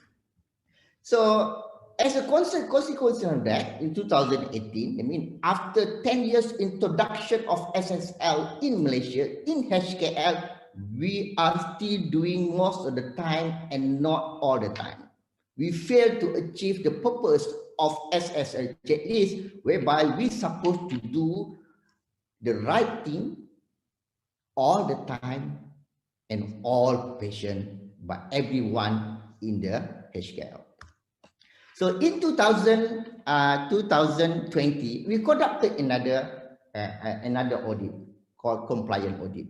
Actually, we as a chairman, the SSL chairman in HKL, we plan actually to have twice surveillance audit in HKL. Last year, we supposed to have one actually in somewhere in March, but because of the problem of COVID, we're not able to do it, and we did it in somewhere in August. In August 2020. Basically. But this time, we are only focusing on the timeout to see how good the timeout. We know that actually the involvement of nurses in the SSL checklist is very good. We know. Last year, when we conducted the SSL seminar in HKL somewhere around March in 2020, based on the previous report in 2009, we found that actually most of the people at the top, specialists, head department, were not interested to come to listen to the talk. They will send someone junior to come. And last year, we made a rule. We made a rule to enforce people, the surgeon, the MO, the senior surgeon, to come and listen to us. And of course, we don't have the power, but the smart people, we leverage the power against them. So what we did is, we leverage the power of pengarah hospital to force people to come. Because otherwise they will be giving all excuses that I'm busy doing surgery, I'm busy with clinic. Everybody know that actually we are working in the hospital, we are busy. All the time we are busy. We have so many things to do. But which one is important? This is important. This is important to enlighten us that actually the patient safety is important. Maybe not for us, but it's very important for the patient. It's very important for the institution. And actually, trust me, it's very important for you, for us as a health personnel, because if something goes wrong, we may not be taken to court and be sued because of our own negligence. So that's why it's very important. We found that actually we just want to focus on the time out to see how good we are in doing the time out in our SSL checklist.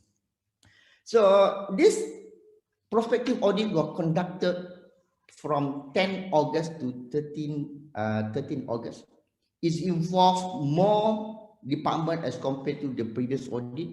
This time it involved surgical, orthopedic, eye, ophthalmologist, dental, plastic, ORL, neurosurgery, urology, and also the emergency. And we know that HKL now we have a two component, HKL and HTA. We also get involved those surgeon specialists from the HTA involving the ONG and also pediatric. And the total number of this sample of this time is about 200. As compared to the previous audit, only 65. Now we try to get more sample. Of course, it's better to get more sample, but at least we try to get this 200 sample as representative and to look what is actually happening in the hospital. So these are the summary of the outcome of the audit. We can see that actually we still do most of the time, but we're still not doing all the time. These are the problem. Why this happening? Actually the sign-in is fine.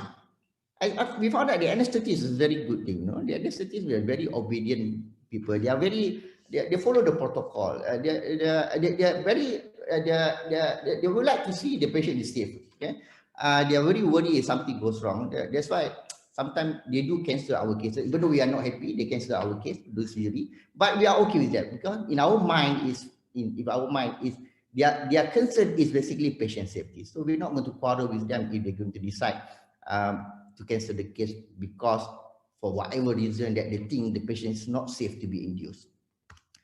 And as we know that most of the people, most of the department actually doing most of the thing all the time.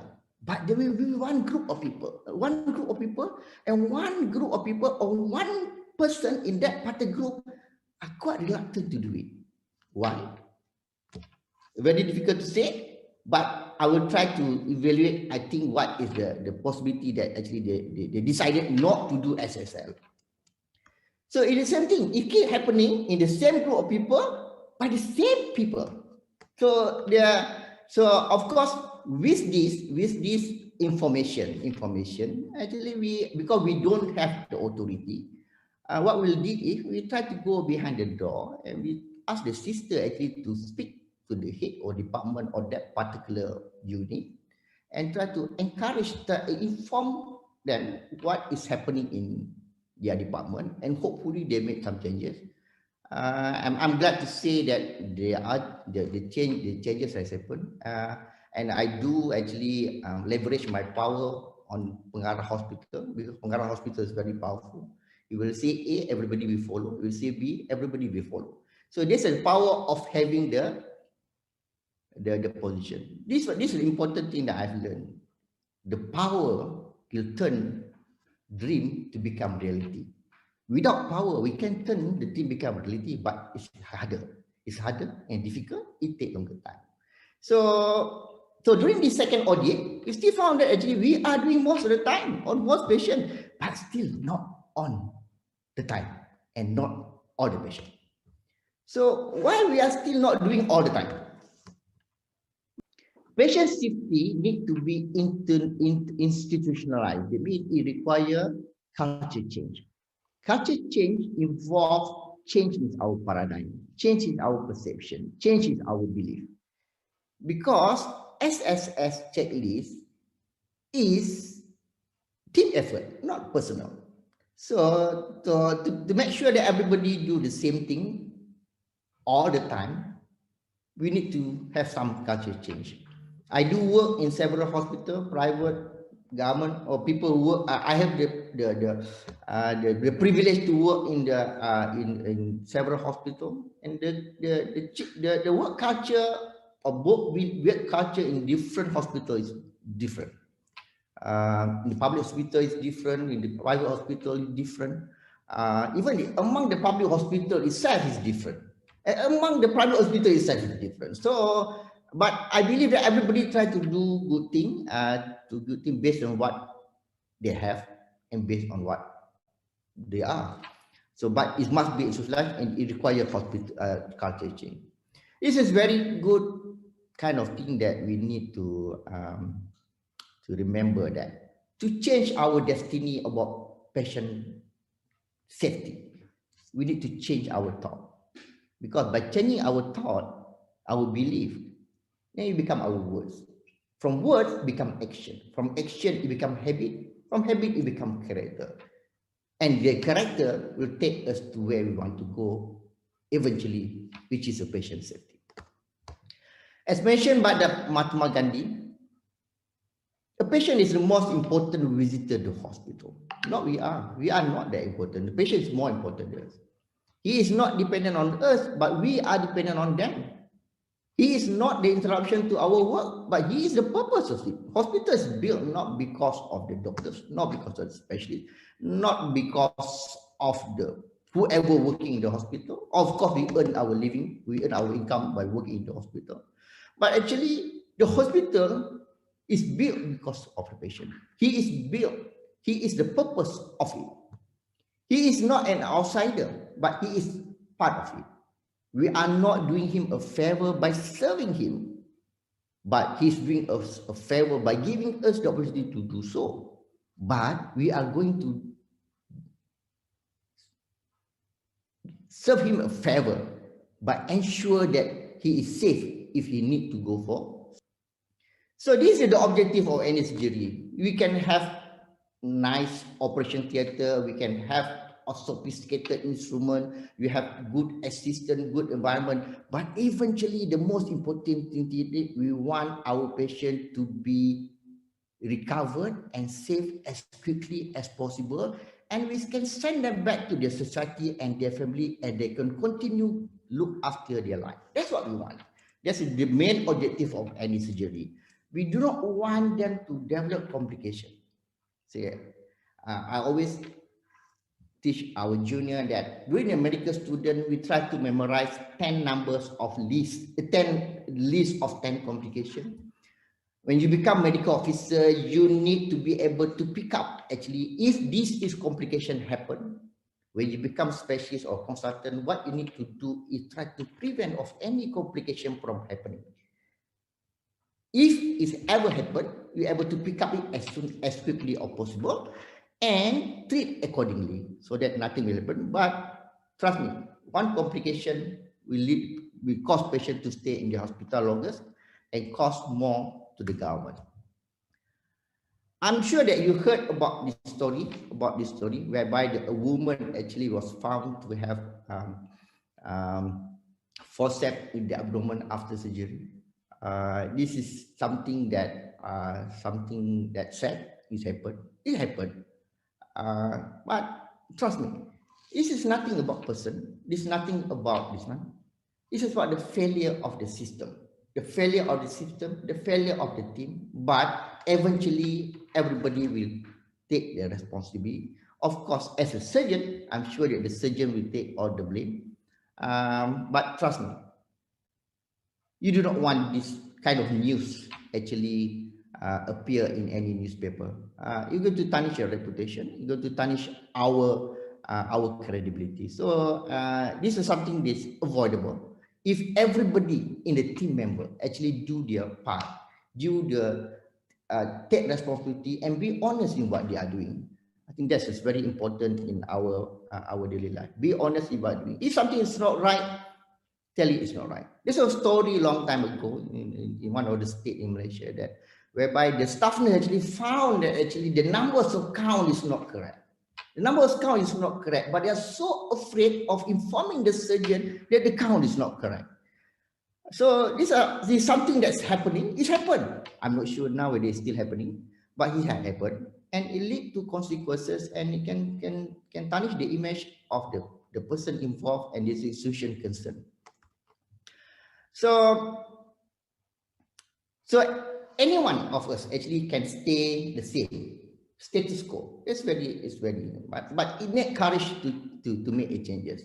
And trust me, the only thing has never changed is the change. Yeah? We need to change. We need to change our mindset. We need to change our perception. We need to change our belief about the importance of patient safety. Because patient safety means your safety and your institution safety. So we need to ensure that we are performing correct operation on the correct patient at the correct site or site at all time. And this requires everybody involvement, everybody responsibility, and all of us must take the blame if something goes wrong.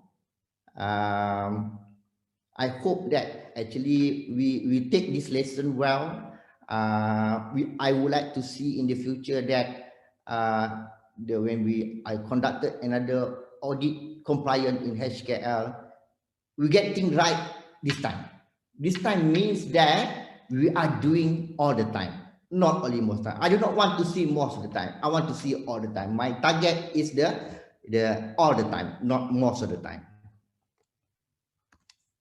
So the checklist is not that difficult. Actually, it's not that difficult. It's very easy to do. And then there's a part done by the nurses in the ward. There's a part done by the nurses actually receiving the patient in OT. There's a part done actually by the surgeon, by the anesthetist in OT.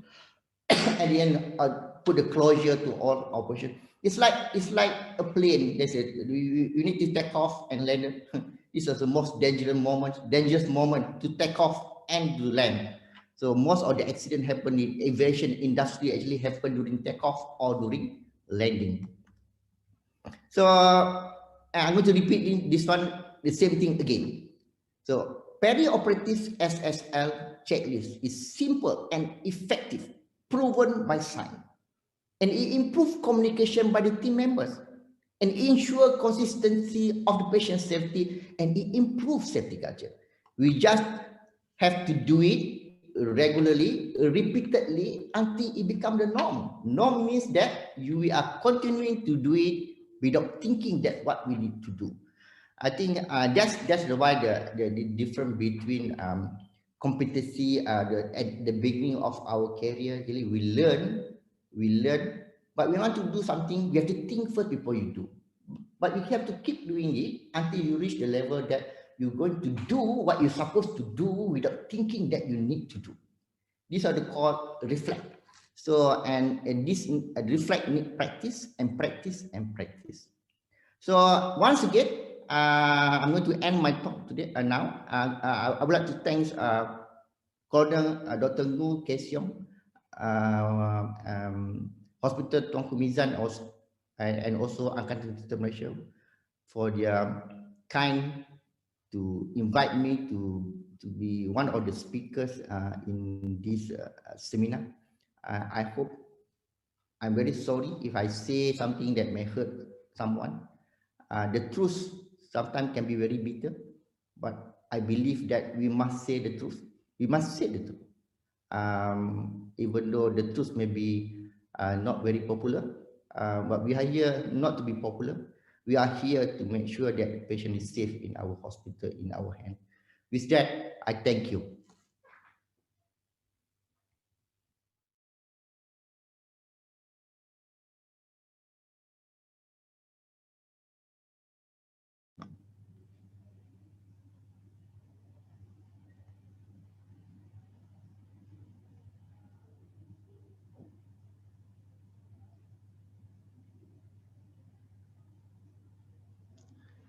Terima kasih kepada Dr. Nur Ashani kerana berkongsi pengalaman dan maklumat tentang amalan SSSL di dalam keadaan semasa. Tuan-tuan dan puan-puan, aspek komunikasi merupakan cara di mana arahan disampaikan daripada satu pihak kepada pihak lain. Di sebaliknya, communication breakdown merupakan satu cara di mana satu kesilapan boleh terbawa-bawa daripada satu pihak kepada pihak lain. Sememangnya kita tidak mahu perkara yang buruk berlaku kepada pesakit dan kaki tangan kerana cara berkomunikasi yang tidak betul. Dengan ini, saya ingin menjemput penceramah terakhir kami pada hari ini yang memang arif tentang aspek-aspek komunikasi di dalam suasana tempatan dan juga di persada antarabangsa, iaitu Profesor Datuk Dr. Hanafiah Harun Ar-Rashid. Profesor Datuk Hanafiah merupakan Pro Naib Chancellor kampus Kuala Lumpur di Universiti Kebangsaan Malaysia, dan beliau merupakan seorang pakar perunding bedah vaskular di Hospital Pengajar Universiti Kebangsaan Malaysia. Beliau juga merupakan bekas pengarah di Pusat Kemahiran Pembedahan Termaju di universiti yang sama. Di persada antarabangsa, Profesor Hanafiah merupakan seorang Fellow of the American College of Surgeons, merupakan Presiden Asian Surgical Association, dan beliau merupakan International Surgical Advisor kepada Royal College of Surgeons of Edinburgh. Dengan ini saya ingin menjemput Profesor Dr. Hanafiah untuk menyampaikan ceramah yang bertajuk Effective Communication to Save Lives. Dipersilakan Yang Berharga Datuk.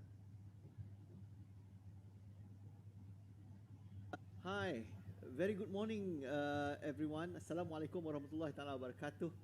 Firstly, I would like to thank the organizing committee, particularly to my good friend, Colonel Dr. Ngu Kee Seong, who used to be my registrar and now a fully fledged consultant urologist, for managing to organize such a fantastic webinar. And when I actually studied the topics and the speakers that he has invited, I feel very humble and very honored to be invited today for, I think, I might not be the best person to speak to you on communication skills. Nevertheless, not to disappoint you, I will try my best. For although the topic seems to be rather dry to many of you, this is such an important topic. It's been overlooked by many of us, many of our predecessors as well, the field of surgery, who felt that this is not as important as your clinical skills and the ability to treat and operate patients. But as hospital director, what I learned in the past few years, that majority of the complaints that we receive at the hospital level, majority of the medical legal cases that we face can be avoided, can be solved if there are better communication between the doctors and the patients and the relatives, and perhaps between healthcare workers to avoid complications. It's been well. Today, I will be speaking on the topic. I don't want it to be just a one-way lecture, for otherwise, as I said to you, you might feel that this is going to be a very dry topic. I will try to include one of the orthopedic registrar to participate in this lecture, because it's a lot easier than transmitting it on air with the rest of the audience. And then I'll be very happy not to to answer some questions, but I would think that probably the better word is to listen to you and maybe share some ideas and perhaps relate to some scenarios of how communication can be important. I welcome that if you like to share certain anecdotes, stories, incidences, near misses within your practice with us, so some lessons can be learned together, and perhaps we can then suggest how we can make things better for everyone. Now let's look at what do we mean by the word communication. To communicate is the ability to convey the information from one to another effectively and efficiently.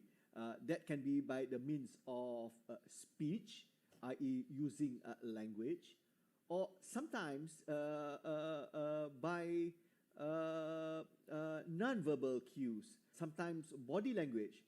I used to learn throughout my years of training, sometimes a stare from your superiors is enough to tell you to keep quiet or focus. Sometimes silence in the operating theatre may mean something, sometimes laughter and so on and so forth. So communication can be verbal, can be non-verbal, and it should be bi-directional. I think it's important to listen carefully, because sometimes when we talk about communication, we concentrate on our ability to speak, the speech. Sometimes we focus on our language. We even talk trying to improve our pronunciation, trying to learn some various languages in order to convey our message. But the other part of communication is to listen, to be able to, sometimes we hear but we do not listen, so to be able to listen, digest, and understand what the other side is saying so that you can effectively convey the messages that you want to the other parties in the right manner, clearly, and putting all others at ease at the time. Communication not necessarily means, let's take an example, that signing a consent form. Yeah, occasionally we'll find that we are in a rush that we just say, sign here, would you like to read? And the patient say no. And then when something else happened, and then you realize that you say, oh, nobody told me about that, nobody told me about this, and so on and so forth. And this is not unique. This is probably happening throughout our lives, perhaps still happening within some of our practices. Sometimes it's been taken by wrong people. Sometimes consent was given in a rush. Perhaps you may get the right person explaining it, but the patient at that time was not in a mental state to be able to listen and accept it. Sometimes they are in the position to able to accept it, but they're not at ease. Wrong place, wrong timing, in the position where they feel very pressured to sign it, and so on and so forth. And hence, there is a communication breakdown. And this is something which we need to avoid in our practice to ensure that we practice at the safest standards and therefore give the best outcome in surgery. So next slide. Why is communication important? I think effective communication is important for a very effective in the clarity of the information exchange. It is important for the quality of care and patient safety. And in meeting the standards of good medical practice, ladies and gentlemen, we must communicate well to parties. One is with, of course, our patients, and the other one among colleagues, which sometimes is forgotten. With colleagues, I think we must learn how to respect our colleagues. Yeah, we must also listen to others. I think we, in the profession of surgery, very much like Dr. Ngu, particularly in the army, I think we are very much a hierarchical institution for a long, long time. It's always been said that boss is right. If boss is wrong, you always go back to rule number one, which is boss is right. Well, perhaps boss is right, but at the end of the day, if the hierarchy is too rigid, when boss is wrong, nobody dares to actually say something, and it's detrimental to the outcome of practice. There must be collegiality. There must be mutual respect. There must be, people must be at ease. When we say that there is no hierarchy, doesn't mean that people lose respect. The respect is always there, but one must not be afraid to actually say the right thing at the right time. Hi, very good morning, everyone. Assalamualaikum warahmatullahi ta'ala wabarakatuh. Firstly, I would like to thank the organizing committee, particularly to my good friend, Colonel Dr. Ngu Kee Seong, who used to be my registrar and now fully fledged. Any opinion, any ideas must be appreciated. If it's not right, you might say, okay, I get what you mean, but perhaps there is, may I suggest there is a better way of doing it. People may feel good about it, and they are not afraid to ask questions. And you give time to people to ask, what questions. Particularly in the operating theatre, of course, you need some form of control too. You can't be too many people speaking and giving orders at the time when you need to focus. Yes, good order is important, but not to the effect of to the detrimental of the patient's care. With the patients, I think this is a generic skill, not just for surgeons. It is not just at the time of taking consent. I think in daily interaction with patients, in daily interaction with their carers and relatives, there must be some compassion and empathy. A lot of time must be spent to them, to engage them, to understand that their limitations, where they come from, their background, their education, and so on, to speak at the level of their language, to speak slowly, to understand, may use some non-verbal cues, such as drawing some pictures if you're trying to explain an operation. Tell them that they have some other options. What if they want to buy some time, sit down, and think about it, how long they're given time. They must be feeling that they are in control of things, rather than we actually push things through, because a lot of the complaints that we heard, sometimes patients respect doctors, they respect surgeons, they don't want to say things to you, and we don't realize this as we go along and become a habit during our daily activities. That we don't actually listen enough.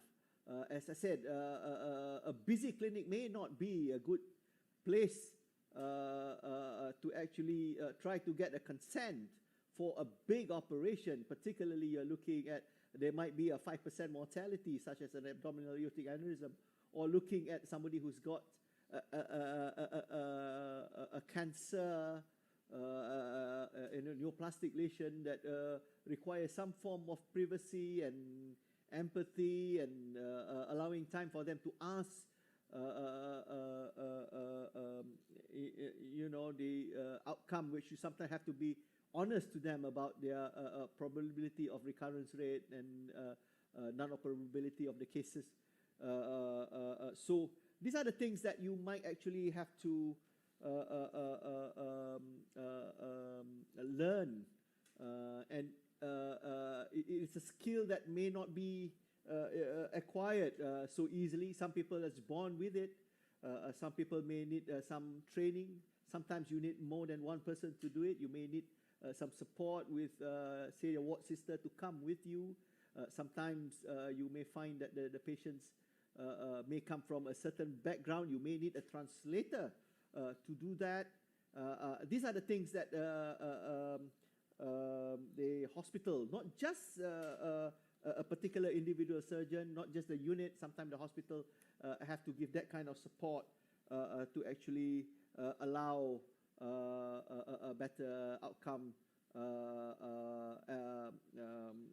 of surgery. Not the least, even if you're not talking about physical outcome, definitely you're looking at the patient satisfaction and the family satisfaction with the overall treatment given to the patient will certainly be enhanced with that good experience of a very caring team of doctors and nurses. And I cannot emphasize too much that do spend time to listen. Sometimes we, although we know it, that communication is two-way, but we tend to spend a lot of time when we talk about communication with the patients, a lot of time in trying to improve the way we actually relay the information to the patient, but we spend lesser time of how to be a good listener. And that is another skill which I think we should all learn and try to thrive. We should also look at, as communication is two ways, encourage discussions not just asking, is there any questions to ask, and that's it, finish. Encourage discussion. Sometimes you stimulate some questions to just break up the ice. There might be some follow-up progress, constant progress information being given. At times you will find that even during surgery, one of us will come out when things don't go quite right, even before the surgery finishes. Some surgeons do actually come out and relay the information to the relatives that we're seeing outside the operating theatre that things are not going so well. We had to get another team to come in and salvage things and so on. And you'll find that at times, at many of those scenarios, although the family aggrieve, I think they appreciate that gesture that you actually care to actually relay those informations to them when it matters. Do not hide the complications if there are any, but you get the right person to explain it. Don't misinform them, because that's is far worse when you don't actually tell the truth. But the way you conduct with sensitivity is important, and do come up with solutions.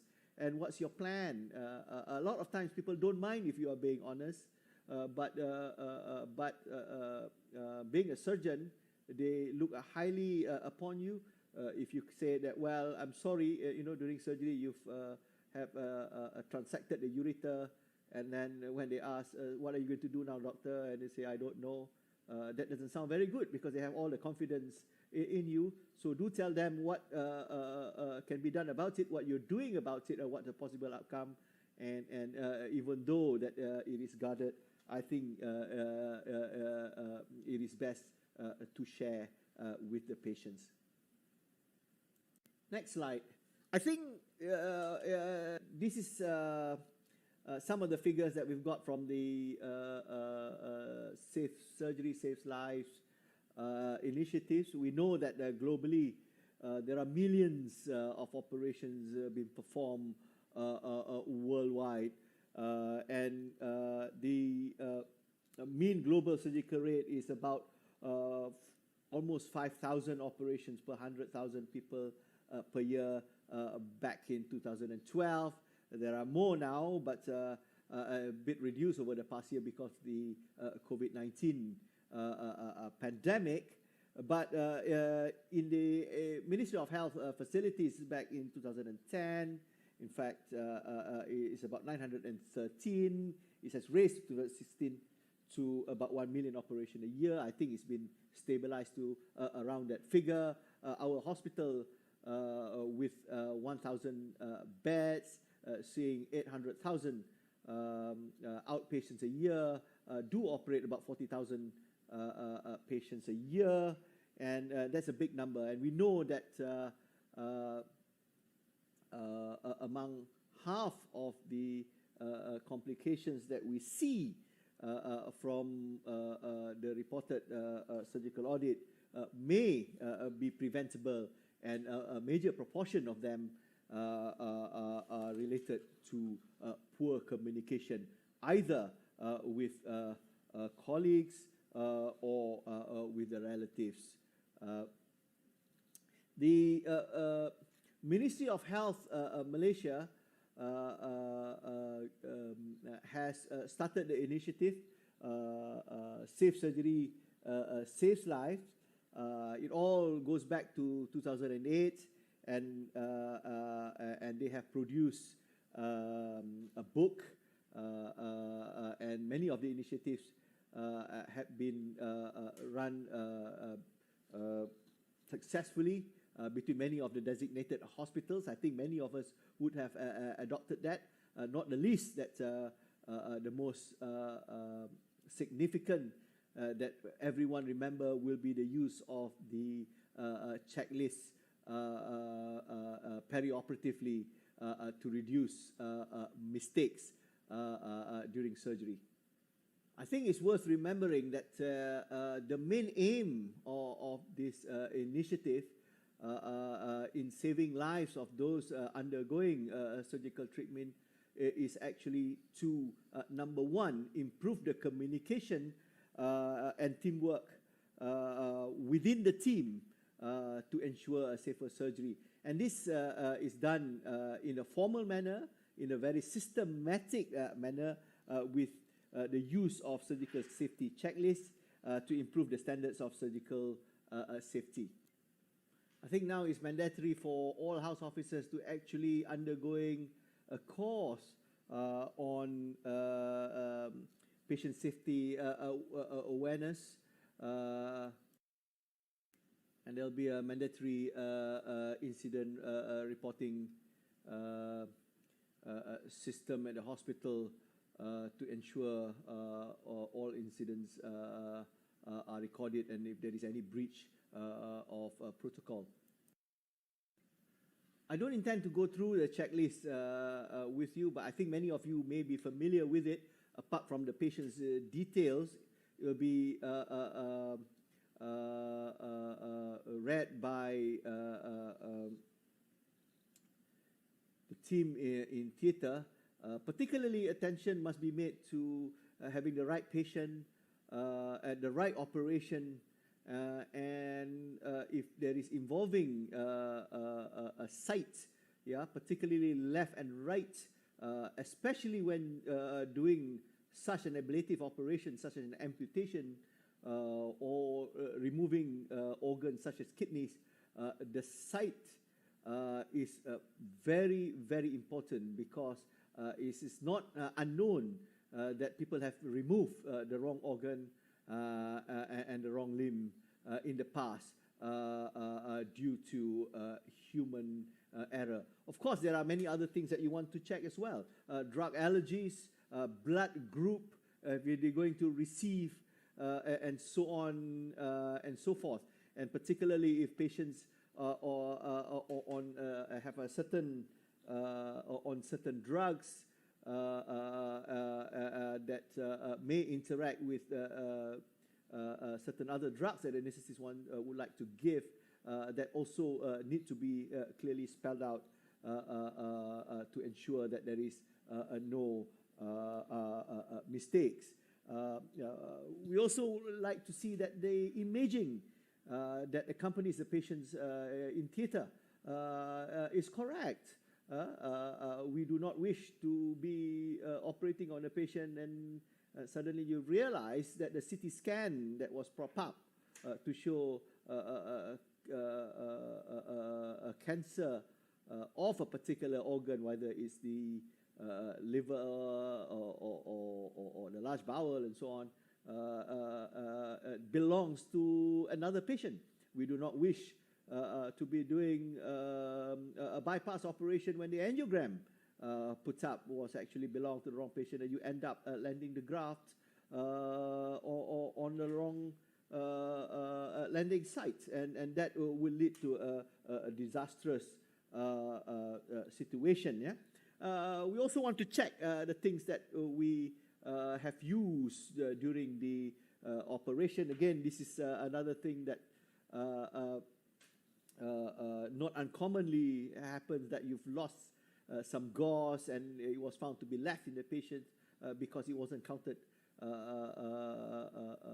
in the right way, and somehow it was thought that everything was counted right, and realized that due diligence was not done to ensure that nothing is left behind in the patient, and it should be signed by those who does the check, more than one person usually, to ensure the backup. I just want to highlight to you and take a break on the issue of communication in theatre. As I said, surgeons, we all have ego, our own ego. We are not God, but sometimes some of us behave like God, I'm sorry to say. And the theatre, intraoperative theatre dynamics is very important. Surgeon with the hierarchy that's available, that is present within the team, and the communication with your other colleagues, for example, the communication between the surgeon and the anaesthetist, surgeons and the scrub nurse, and the rest of the team member is very important indeed. Let's take a case scenario as in the next slide. Let me just read it to you. A surgeon has planned for a left below knee amputation in a patient with gangrenous foot who's in sepsis. And in the operating theatre, the surgeon was rushing between cases. It's not uncommon, particularly in certain hospitals when we are short of senior staffs. And the other leg was being prepped by the medical officer. Now, the scrub nurse noticed the mistake, but the surgeon appeared to be in a rush and was in a foul mood. Again, it's not an uncommon scenario, and the nurse did not make a mention until the skin incision was made and the mistake was being pointed out. By that time, the incision was already made on the wrong leg. Next slide. You know, this is just a cartoon to show that by that time it is too late, and you can imagine, what the patient felt or what the family felt, and you would imagine what kind of foul language would the patient tell the surgeon who's going to take a consent to schedule him for another surgery for that. So let's look at scenario number 2. I think we will go back to this and discuss the case in further detail. In scenario 2, I read the scenario. A medical officer was explaining to a patient regarding her condition and giving her the options of recommended treatment of her condition. However, the patient continued to give the doctor a blank stare and agreed to whatever the doctor just mentioned. And I think this is not another uncommon condition, particularly if the doctor is busy and is not aware that the patient actually have a difficulty in understanding what he or she is trying to say. And during the time of administration of medication, we realized that the patient developed an adverse event, and the family of the patient got very, very angry, stating that the patient is unaware of a condition and this proposed treatment. And this, again, is something which is not uncommon, and we had 1 or 2 cases that the hospital been sued for what's alleged said by the family about the particular doctor did not explain or actually did due diligence when explaining to the patient. So it is very important to make sure that sometimes you need a witness to do that. Sometimes you need to document clearly in the notes. But that's besides of protecting yourself against any accusations. I think more importantly, that you need to ensure that the patient really understood what you actually just explained.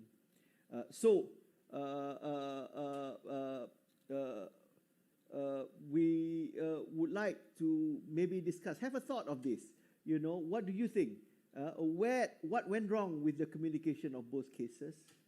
How can it be improved? And how do we, as surgeons, need to rectify the above situation? Now, one of the problems that we face that I've mentioned earlier is about the existence hierarchy within our system.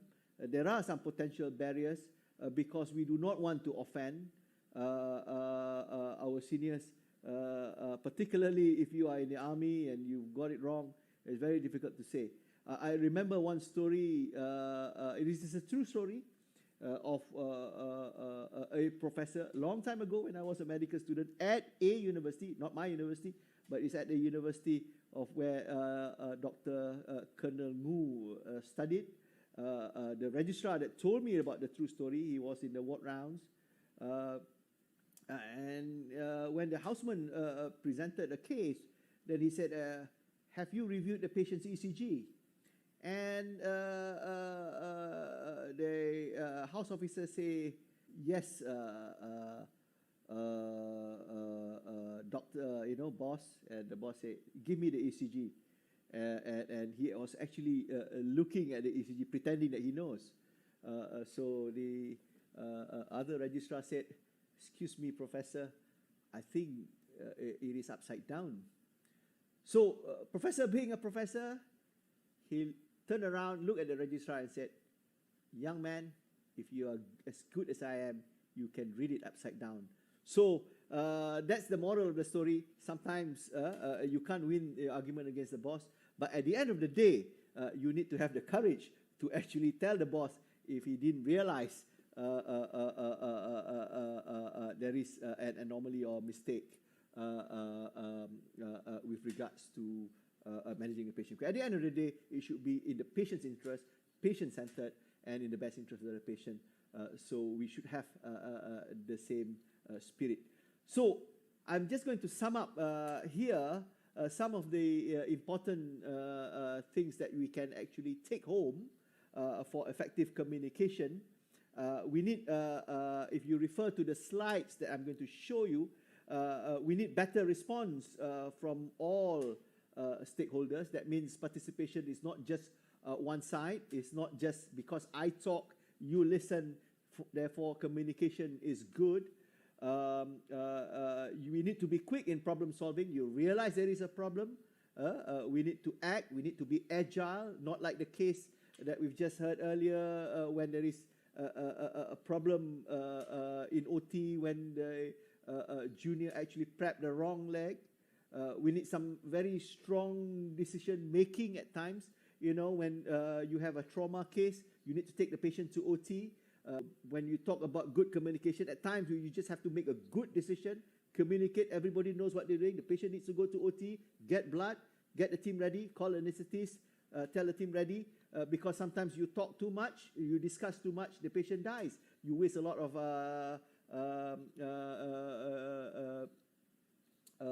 valuable time.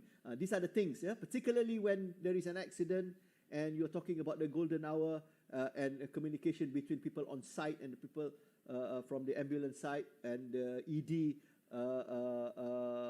in mobilizing the trauma team.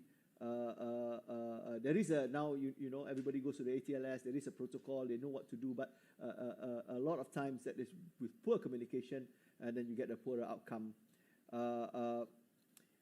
There must be consistent in workflow. So here, if you have a good flow chart that everybody understand, in trauma, if you go to ATLS, they speak to the same language, they have the same flow, everything is A, B, C, D, E, so it's easier to understand, and when you talk the same language, you'll find that the outcome usually improve. There is more than one way of doing the right things, but if you take one right thing and everybody does the same thing, with practice, you get better with time, and usually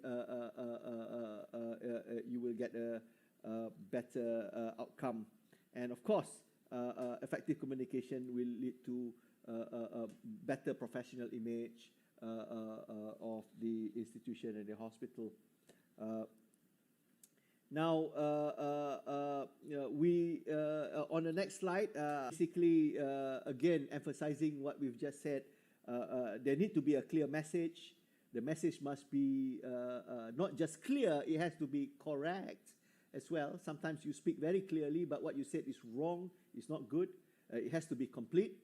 Although what you said is right, is clear, but only half through, it is not good. It has to be complete. It has to be precise. Too long-winded, 5 pages, nobody reads. Maybe my lecture is becoming too long now. I should be more precise in speaking. So because sometimes the attention span only lasts a few minutes, and it has to be reliable. Message that keep on changing all the time can confuse. people, and we take consideration of the recipient's background, be it language, be it educational level, and of course courtesy. Sometimes you speak the right language, the right tone, and so on, but you with the wrong body language, the wrong courtesy, it may be perceived wrongly, because that's very much related to cultural.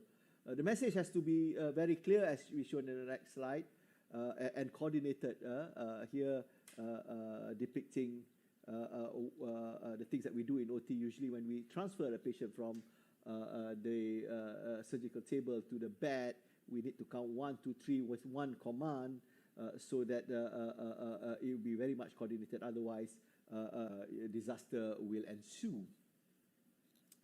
Here, the next slide emphasize some of the barriers to effective communication. Barriers involving words such as use of poor language, some disorganized message, some ambiguity, and the overuse of abstraction. We sometimes use short forms. Can I put a CBD in you, and so on. Patients don't understand what is the word CBD. Sometimes we give too much information with lots of jargons, and they don't understand, but they pretend to understand because they do not wish to look stupid or offend yourself. People's background, I've told you about the language, demographic differences, and sometimes attitudinal differences, and so on and so forth, like jumping to conclusions and so on. People heard 1 or 2 cues and suddenly make a conclusion even before you finish your sentence. When you just mention the word cancer, they already think that they're going to die. So you need to be very courteous and very considered in the way you communicate with patients. Sometimes there are some physical barriers as well. This can be cultural. You know, when you speak to a lady, you speak to people from a different cultural background. When you speak to children and so on and so forth, there are some physical barriers that you'll find that you need to overcome. Maybe get the right people, the right setting to actually handle that situation. I think you know this already. I wouldn't like to offend you by going too much detail into that. So what are the challenges in communication in healthcare? I've said again, the hierarchy. Literacy is also important. You know, one may be educated, but not so much knowing the medical knowledge. Even trying to actually encourage people to take vaccines requires a lot of effort nationally. Even then, when they come to you, there are a lot of questions, unanswered questions. They may get some conflicting information from the social media. There are a lot of Dr. Googles out there. They give them wrong information, and you have to. Sometimes it's easier to explain to people who knows nothing than people who knows the wrong thing, because to undo what the wrong information they've got is a little bit more difficult, particularly when someone comes from a background that they like to argue with you, and of course there are some cultural competency as well. The next slide shows you the impact of communication in healthcare. If you look at the US alone, with good communication, you can actually reduce adverse events, and you can save almost 7 billion USD annually. And this is not to be underestimated. And I think I've got the experience that we can share from our hospitals, and I'm sure it's the same with all of your institutions as well. Now, beginning of the COVID-19, we had some new norms have taken place. There will be some social distances as well. We've tried the use of technology within our wards, and we use telecommunication using some of our prototype robots to actually reduce human to human contact, excuse me, so that we can reduce the risk of virus transmission. And this requires some adjustment in skills of communication. Today I'm speaking to you through the Zoom platform. The way I speak to my students within the classroom have to be adjusted here. It is not so easy to interact by looking through the camera, imagining that you're actually looking at me because I can't see your facial expression to actually see whether you are actually listening, whether you are interacting, or you can interrupt me, and then I can ask you some questions to just test whether you understand or not, because this is sometimes it's important for me to know to actually either tone down or slow down the interaction. And this is something which we have to learn every day, because we are not used to it, and I don't pretend to be an expert in this. We also have some regulatory barriers when we use telecommunication, particularly when there is some telehealth follow-up in the clinics. We start using it as a prototype within some of the clinics. We look at the legal aspect of things, whether we can actually secure the privacy. What about the legal aspect of making sure that what you actually explain have heard carefully, and when there are some adverse events based on the wrong understanding of what you've just explained to the patient. For example, you say, take this tablet once a day, and the patient thought you say twice a day, because they couldn't hear well, or they got good hearing, but maybe the IT system that they have at home is not as good as the one you have in the hospital. Can that be counted against you because they have overdosed their medication and led to some adverse events? These are some of the problems that we have to face when we actually dealing with the new norms of telecommunication. But still, again, this is communication. And some of the steps that we can use to improve, perhaps we have to go down to use the most plain, simple, direct language and analogies when we speak with the patients. Perhaps sometimes we focus on just the big things. Don't speak too much. Just say, this is A, B, and C. These are the three things that you need to know. Make sure perhaps in front of you, you say, please write it down, and I just want to see that, and repeat after me that you actually got it. You just want to check. And these are the things that to ensure that they actually had listened to you, and you can, as part of your check and balance of things. I'm just going to go back to the scenario number 1. I'm going to ask Dr. Levin now, the orthopedic registrar, some questions so that he can interact with us and see what he thinks from his point of view on these cases. Levin, you've read scenario number 1. Can you tell us, where do you think we've gone wrong with this patient? All right, so in scenario 1, surgeon rushed in and amputated the patient's gangrenous feet. However, the incision was made on the wrong leg. So I think what was wrong in terms of communication was the fact that the surgeon was rushing, and the fact that the surgeon was actually in a rush. The scrub nurse who realized it could not approach him and tell him that this was actually a wrong leg that he was cutting. So I think in terms of communication, it needs to be a two-way thing between the scrub nurse and also the surgeon. Coming to question 2, how could this have been improved, or how could this situation be avoided? There's actually a timeout checklist which is actually being implemented worldwide. In Malaysia, we also have a Safe Surgery, Safe Lives movement or practice which is being implemented by the DG of Health.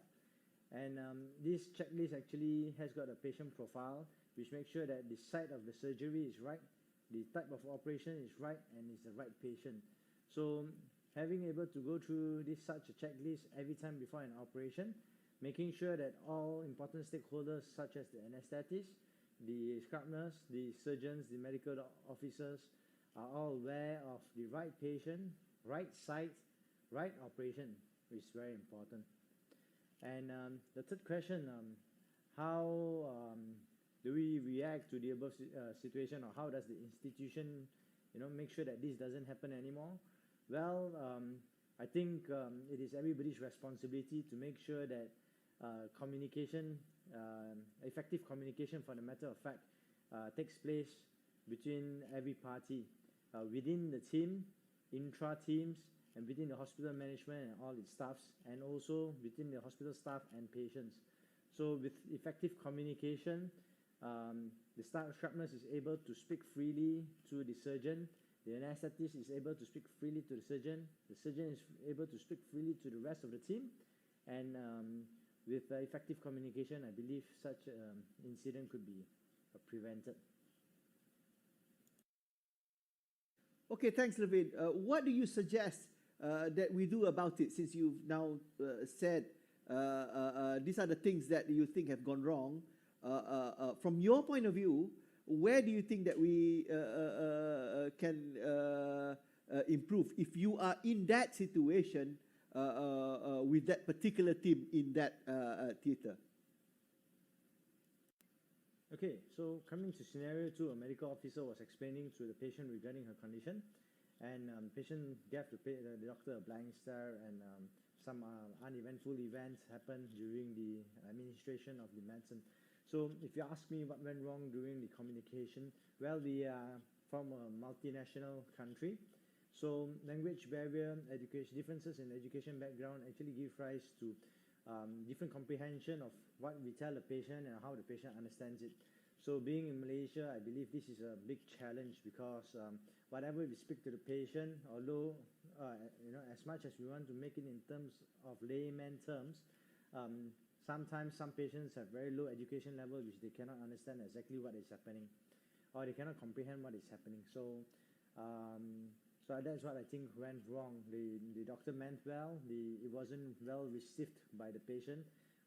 Many reasons to that, like I said, differences in education background, differences in culture, differences in comprehension of language, sometimes the use of medical jargons, and also sometimes maybe the patient is just in shock with the current diagnosis, hence still in denial, unable to accept whatever we explain. So how could this be improved? Sometimes the doctor has to evaluate the body language given by the patient. Sometimes a blank stare means a lot. Sometimes the patient being indifferent to the doctor means a lot. Hence, if we want to make sure that the patient truly understands, sometimes we can actually ask the patient to explain back to us what does the patient understand. Because what we explain to the patient may not comprehend it the same way as what we intend to. And hence, when the patient explains it back to us, we will get a better idea on how much does the patient know and to what extent. So, okay, same thing, just a quick one. What do you think of case number 2, and how can we address this problem? So how do we rectify the above situation? It all comes down to effective communication again. You can always ask the patient to re-explain the current situation back to us. Also, perhaps to use a language or interpreter for the matter of fact. For example, some Malay patients may understand only Bahasa Kelate. In that sense, even if you speak Bahasa Melayu, the language may not, the content of the message may not get through. So, or this even goes between the Indians, the Chinese, and the rest. So I think to use as simple language as possible. If that still cannot solve the problem, then perhaps to get somebody who speaks the same slang. But also, if everything else fails, perhaps to explain this current situation through a caretaker or someone who is familiar to the patient. So then, the message will be able to get across to that particular person in a more comfortable manner. So that is what I think where the effective communication comes in between the medical officer and the patient. Okay, thank you very much. I think I've talked long enough. I'd like to thank Dr. Levine for his comments. I'm really excited to hear from you. If you've got any comments, any questions, feel free to ask after this, and perhaps I can learn from you as much as you can learn from us from the things we've just discussed today. Just that I like to leave you before I end with a quote from Bernard Shaw saying that the single biggest problem in communication is the illusion that it has taken place. Perhaps that is the biggest problem. We think that we are having communication between us today, but it never happened. All right. Shall I take some questions now? Thank you.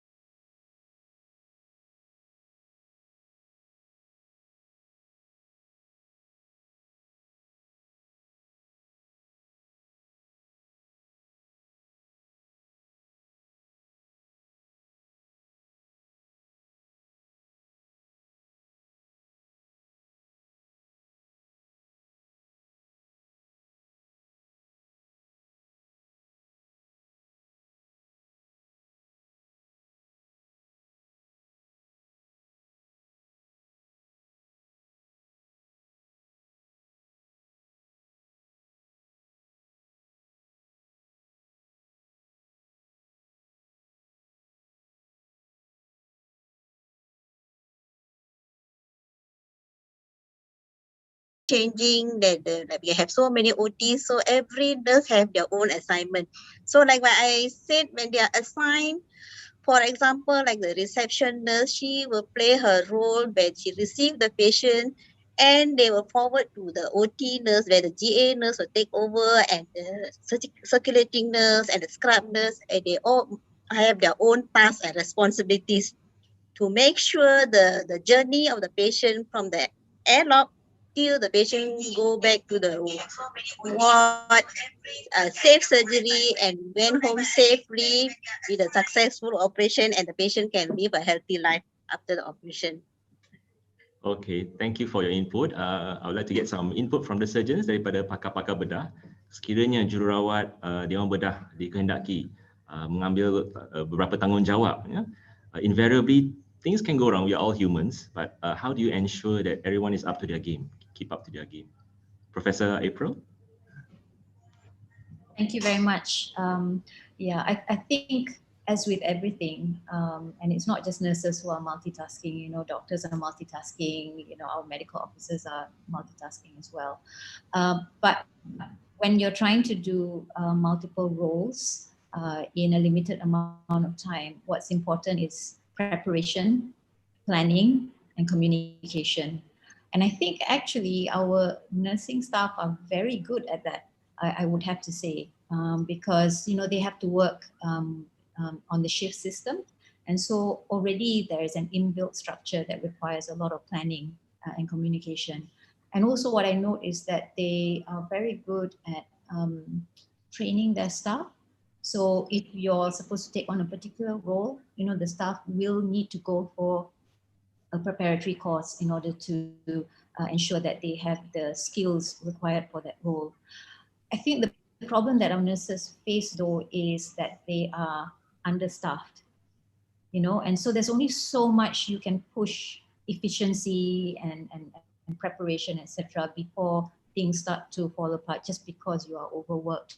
And so I think for those of us who are in administration, who have some influence in terms of human resource planning, I think we really have to listen to our nurses and provide them with the human resource that they need in order to conduct their responsibilities safely and effectively. Thank you for that, Professor April. I think human resource is a luxury, and I think Dr. Hanafia probably can share as an administrator. Professor April is asking for more nursing staff so that we can practice safely. Yeah. Any comments on that, sir? Thank you very much. I think April got it right. Really, bingo. You got it right too. It's not easy to get staff. Sometimes we need to get the right staff. We now say there's no post, but even if you open up posts, you might not get the people that you want to join. Our problem that we've lost some of our top nurses, most experienced nurses, whenever they open a new medical school next door. When they open a new medical school, they can afford to give one grade higher and they all jump. Sometimes they want to go back to their state of origin. You know, I know that the hospital next door to us, you know, just lost some nurses because they want to go back to one East Coast state. They've been here for 20 years and they said there's opportunity for them to go back. And you can't deny that. But back to that question again, multitasking is sometimes it's a skill that you have to acquire. You notice the best housemen among your juniors are not necessarily the brightest, the one that scores the most distinctions during their medical school, the one that be able to actually get their works organized, you know, and therefore get things done in order, so they don't get blood mixed up, they don't get results mixed up. They can do a few things together while reducing the mistake. But I think there's two parts of it. One is the individual, but I think the system must be right too. Recognition is also important because you get fatigue. You do multitasking, but if nobody recognizes the difficult job, nobody pat you on the back, thank you, all you get is some scolding. That doesn't help. So we are all responsible and helping each other. You know, sometimes we have very strong hierarchy. Sometimes people feel that the job is beneath them. So you find this poor nurse, poor doctor doing the task alone, while others who can technically help just watching won't do the job. Unfortunately, we live in the real world, and we, you know, whoever is in power that be should change the culture, the ecosystem, so that people feel happy at work. That's all I'm saying. Thank you for the input. Dr. Nur Ashani, Ms. Nur Ashani, Ministry of Health, I'm sure you have human resource maybe slightly better than the other ministries, but of course there's a delicate balance there. From your years of experience, what have you observed? I do understand the lack of staff actually is happening everywhere. It's not only in the government sector, it's even in the private sector. But trust me, based on my experience working in the government hospital and working in private hospital, what we have in the government hospital is a luxury. It's a luxury more than what they have in private hospital. And in the private hospital, they cannot choose. They have to work with whatever they have. So what I learned is my experience. I know that my nurses, I have a good nurses. Last time I have a very good nurses. And after he qualified she's qualified his medical degree, and she been transferred out to other center.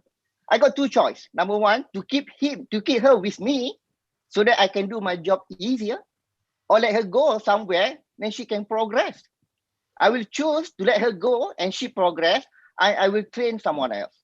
So what I'll do is, I always know that to work with different people, we need to have a system that we do it the same thing again and again and again and again until everybody know what we are supposed to do. So that's the best way to do, because I work with several nurses. I tend to work, but sooner or later they get used to it. I remind them to write whatever. And in certain hospital that I work in Korea, actually the nurses had to even in Australia, the nurses had to accommodate 6 surgeons with different style, and they have a file. And this surgeon what they want, this surgeon what they want. And how difficult for them, the nurses, that to accommodate the surgeon. But they're able to do it. We just need to realize that actually working in public hospital is different than working in private hospital. Whatever that we have in the public hospital, trust me, is a luxury, more than what we can have in private hospital. You can ask any private hospital in this country and they will know, they will tell you actually what we have in the government hospital. So that's what I do. I know the problem. I know my nurses are going to be transferred. I try to learn to accommodate myself, teach them, and make sure everybody in my staff nurse, but of course, I'm very lucky in HKL, in urology HKL, we have dedicated urology nurse. That's our advantage as compared to other institutions whereby you are sharing with other departments. We have advantage because we have dedicated urology nurses that we train specifically for urology procedure. So I think maybe in the future, this is the way to go. If we have enough people, we need to make sure that we streamline, like surgeon also. Surgeon, we have urologists, we have neurosurgeon, so how come the nursing part we can't have this one? So we are moving in one direction, but we are not moving in the other. And at the same time, we know each team member is important to the success of the city. So that is in my opinion. Thank you for all the interesting perspectives. So Matron Ui, you can be reassured that we are on your side. Okay? Yes. Okay. And the next question, I think this will probably tickle the surgeons first. Okay. Shouting or raising their voices in the OT, is this an offensive practice, or does this in some ways promote efficiency within the team? Shall we start with Prof. April again? This is always the other side of the story, isn't it? And generally, these kinds of statements come from people who are probably guilty of that behavior, or have seen it being conducted and have been trained to expect that this is the way, this is the right culture. But I think I showed you some data in my presentation that shows that actually when the communication is disrespectful, and that includes raising your voice unnecessarily, it actually impacts everyone that is present. So not just the person to whom it is directed, but even the observers. And that this in turn results in poorer outcomes. Because remember, when your working memory shrinks, you can't then make decisions that are good or appropriate. So I know it's something that is very hard to digest and to internalize, because many of us have been brought up in that kind of environment. But I think if we listen to the evidence in our patient care, clinical decision making, then why are we not listening to the evidence on how to achieve those optimal outcomes from a non-technical skills perspective? Okay? So it's not easy. Change is never easy, but I think we should follow the evidence, and I think we need to reflect on our own behaviors and take the necessary steps to be able to achieve better control of our emotions when we are placed under stressful circumstances. Easier said than done, I have to say. Easier said than done. Yes, Professor. Matron, I'm sure you have nurses coming crying to you that so-and-so shouted at him or her. Do you think they are, is it justified? Come across some of the nurses come. Yes. Of course, sometimes it's justified, but at some occasion it's not justified, because I have some junior staff with me where they are still in the learning process or are still undergoing mental mentis. So I only hope the surgeon or whoever is shouting have to accommodate with this junior staff. If anything happen, I think they are already senior staff getting along with the junior staff. but I think I should just justify. If it's a senior, I understand that, of course, there is something that went wrong to make the surgeon to shout. If it is a junior, then I have to say that she's in the learning process. I think should give her some time. Yes, thank you for that, Mitran. And any comments from either Professor Hanafia or Mr. Ashani on how a surgeon conducts himself or herself? I mean, is raising your voice a bad thing all the time? No, true. I learned one thing. All of us actually in OT try to ensure that everything done as safely as possible for the benefit of the patient. That is our main priority. But some people react differently. Some people shout. Some people basically just keep quiet and go and do things and say something. But I learned is actually I want my patient to be safe, number one, because I don't want the operation to be prolonged as long as possible, because we know that the longer the surgery, the higher the morbidity. We all know we not to cut short the surgery, but I try to anticipate what minor is going to do. So that I got a skill. I go to, for example, I will tell them upfront that no change of team during my important step. Okay. And I make sure that actually they have all the equipment that I want before I even start the surgery. I do have the checklist, for example, that if I do robotic partial nephrectomy, for example, time is very important. Time is very important. You ensure that, because we don't want to lose the kidney. So before I continue the do surgery, I put a stop and do another checklist the procedure. Make sure that everything is in order before I keep shouting. And another thing I actually mentioned, the thing is about surgeon. The good leaders is not always smile. Trust me. If someone will always smile even though you do a wrong thing, it's not a good leader. It may be a good friend, but it's not a good leader. A good leader is someone going to criticize you if you do good thing, you do wrong thing, but it's going to compliment you if you're doing right thing. This would it work into two sides, to both ends. But hopefully that I do hope that all of us, you can raise your voice to stress certain point, but you should not be shouting. People are really shouting, every day shouting in the OT is not dangerous. No? Trust me, it's not dangerous. No? After some time, people ignore them, whatever they say. But people who rarely shout, actually very dangerous. And hardly for a year, they never shout. Suddenly, these people shout. And I mean, there's something important that happened, actually triggered that kind of thing. So we need to understand each other like that. But I think by understanding each other, from surgeon, from nurses, for everybody, that if everybody work well, understand each other, I think it's going to be okay. I think most of the time it's going to be okay. Only once a while, I think we can avoid that. Hopefully in the future, things will get better. Now is far better than before. Trust me, during my time, long time when I was young, it's far worse than what we have now. I think all the young surgeons, Prof. Hanafia, Prof. Camilla, they're very nice people. No? They're very nice. Very, I'm sure once in a while they do shout, but for certain good reason. I think now better. Don't worry. Whatever that you have now, the surgeon that you have now, the current generation is better. And the next generation after us, going to be better, because they look at us and they're going to be better. Thank you. Thank you for that, Dr. Nashani and Professor Hanafia. I think they've all said it. When's the last time you heard me shouting? For other reasons. So I think in principle, bad behavior is not accepted. We also know that surgeons have certain characters.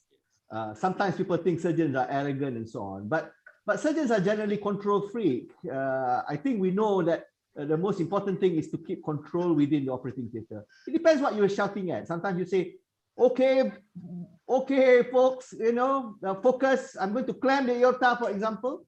If you consider that as shouting, and somebody else is actually not focusing and talking, and say, can you focus here? Is that considered shouting? I don't know, but if you keep your own team and they know your behavior, and if you actually be a bit rude, you apologize after that, no harm intended, maybe okay, I don't know. But in principle, bad behavior is not accepted. If someone shouts in the real right context, he apologizes and people understand why he did it, to make sure, even if you play football, you sometimes have to shout because the opposing player is coming at the back there, and then you don't scold your captain for shouting at you, for reminding you that there's a danger at the back of you. So it has to be given in context. But bullying, arrogance, just to actually make everybody else scared of you is not acceptable. To humiliate anybody, not acceptable. It can actually be detrimental and make the poorer outcome because the atmosphere even in the operating theater is not good. But that's all. I think they've said it all. We all don't like shouting, but well, sometimes it does happen. Okay, thank you for that, Professor. And we move on to the next question, something a bit less controversial. Okay, what modifications have been carried out in your practice with regards to achieving SSSL? I'm sure some people have to adjust a bit rather than following strictly by the book. Any new innovations to achieve SSSL, or have you incorporated any artificial intelligence in your practice, for example? Professor April. Thanks for that question. We have been formally adapting SSSL for many years already now in our center. So it's actually part of the norm, even from the pre-OT team brief, that is standard practice already now, right up to the post operating list team brief as well as the checkout. As to whether we are using any artificial intelligence, no, I'm afraid we aren't, because we don't have the capacity at the moment, but it's certainly something intriguing.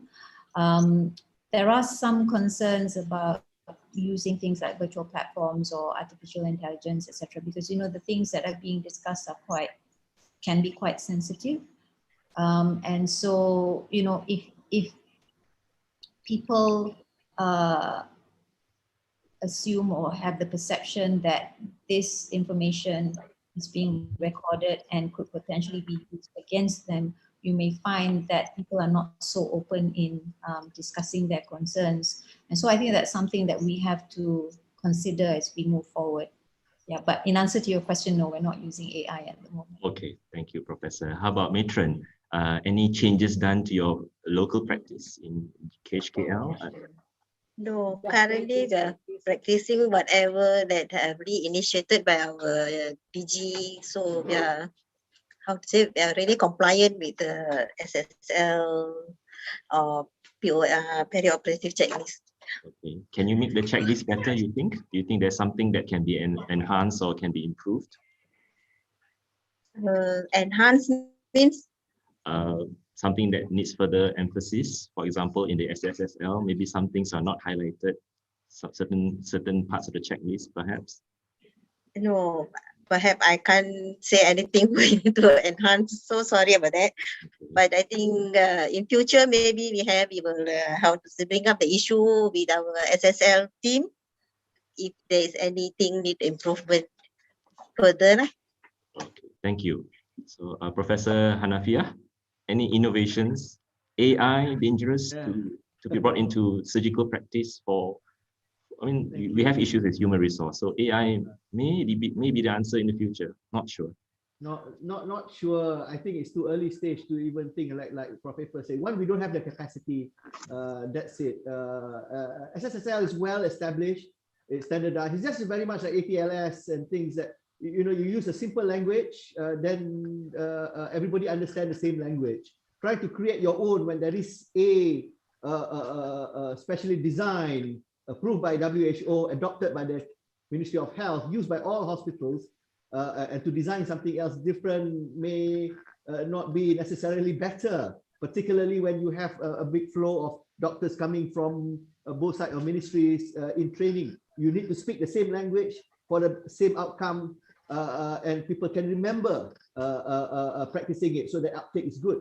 I think what we need to do, and what we've been doing, is actually to improve our auditing and the participation of consultants and teams to share their data on surgical outcomes. And indeed, if we beyond the perioperative mortality data that we've given to the ministry, So if you actually give an open, very honest, regular auditing of data, and the hospital actually monitor the outcome by reducing potential mistakes, near misses, and medical legal cases. Particularly, we are part of the MSPH program going for the next accreditation. I think that's something which we can do together. Recording things so that we can actually make it even more tedious may be counterproductive, in the sense like Prof. April saying that people are afraid it can be used against you to sue the hospital when saying that you actually breach that, breach this, because things do happen. And there might be breach of confidentiality apart from medical legal risk. So that's all what I can say.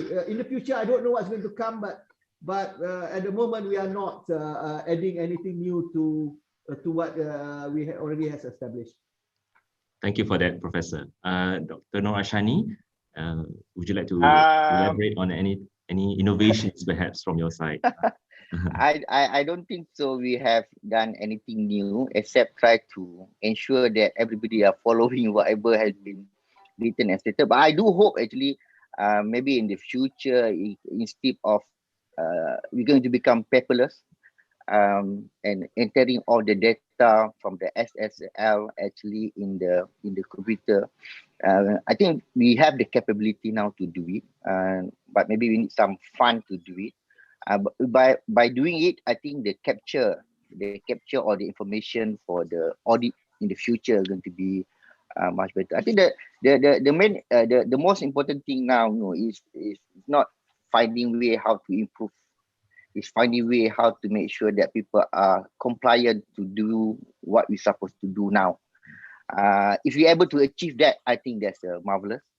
But we need to continue to keep talking and maybe try to use the paperless system, try to enter data so that we can evaluate the data much better. Thank you. Okay. All right. So just look at the chat box if there's any burning question. Let's see. While you're waiting, I just wanted to bring out the point that, we talk a lot about systems, and it is important to have systems that everyone, is on the same page and for the best outcome. We have to be very careful, though, not to let it devolve into an exercise.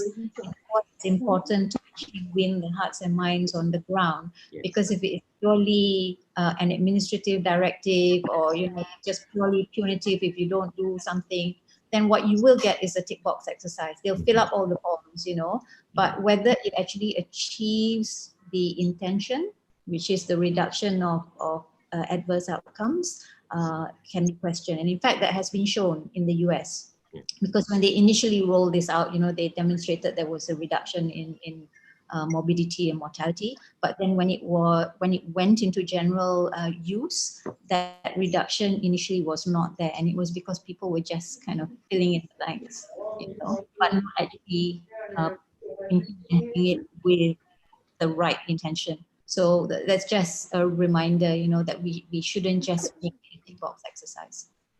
Certainly, Prof. I think everyone needs to appreciate and embrace SSSL as part of their practice, and not just another piece of paper to fill up. And if they don't understand it, don't embrace it, they won't appreciate it.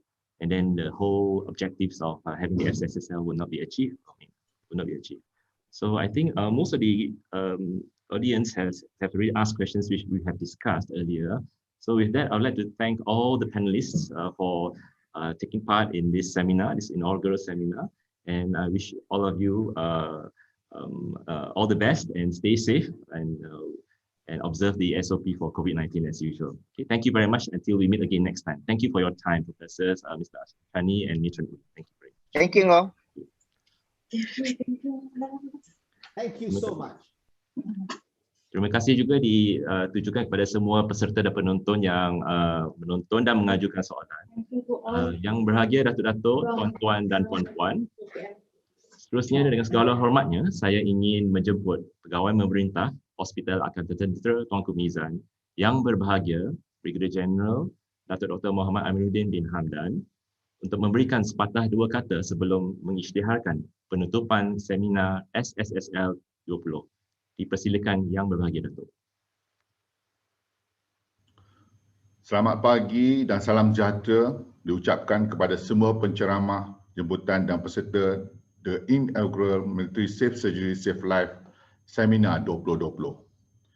Setelah 2 hari seminar SSSL 2020 berlangsung, saya percaya yang berbahagia datuk-datuk, tuan-tuan dan puan-puan semua telah banyak menerima ilmu berkenaan aspek keselamatan dalam mengendalikan pesakit pembedahan.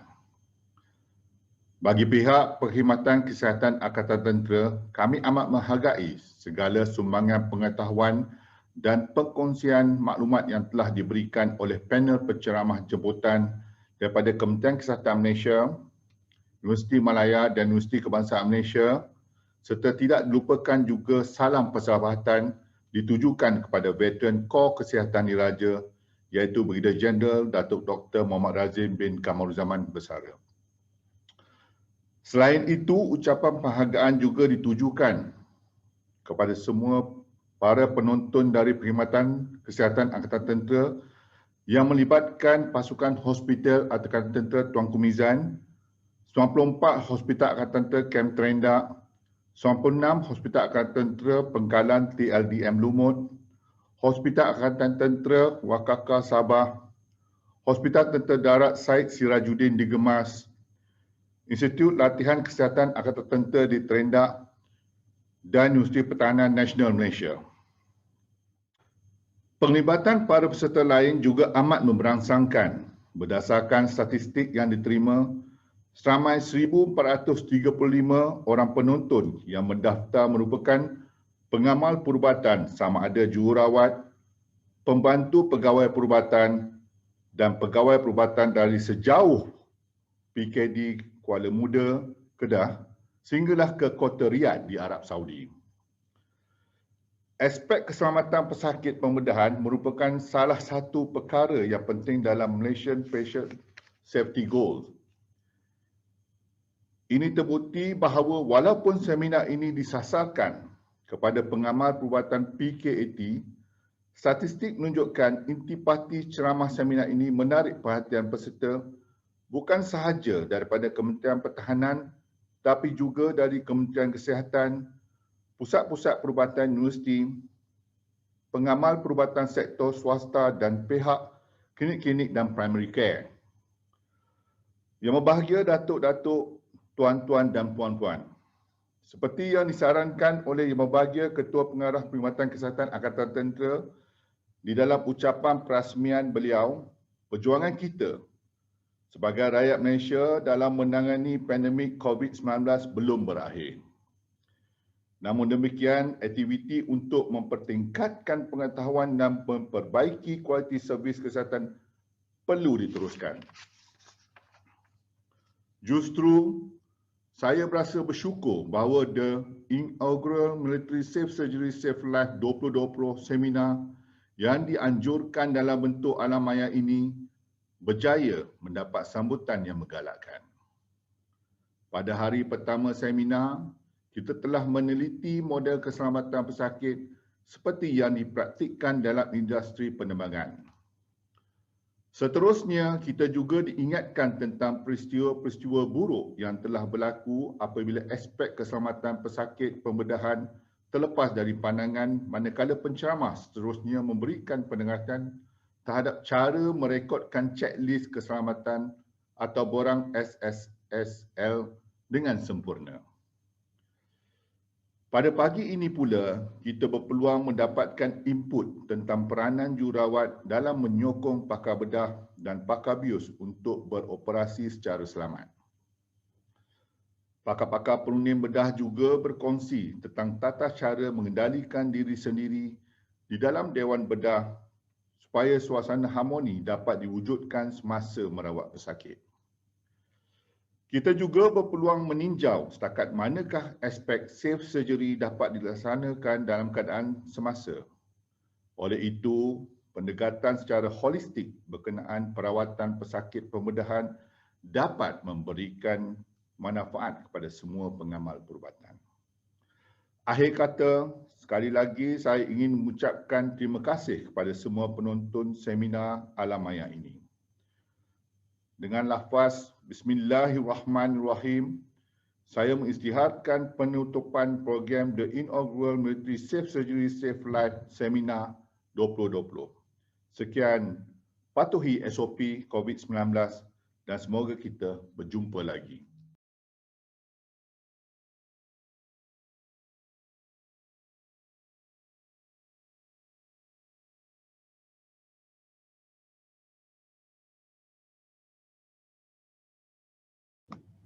Okay, terima kasih kepada yang berbahagia Datuk. Tuan-tuan dan puan-puan, maka dengan ini berakhirlah seminar SSSL 20 yang julung-julung kali dianjurkan oleh Perkhidmatan Kesihatan Angkatan Tentera. Semoga semua penonton, khasnya pengamal perubatan, telah banyak menimba ilmu dan yang paling penting dapat meninjau semula amalan SSSL di tempat masing-masing. I certainly have learned a great deal from all our 7 lecturers since the 12th of March. Terima kasih lagi sekali kepada panel penceramah yang meluangkan masa untuk menjayakan seminar ini.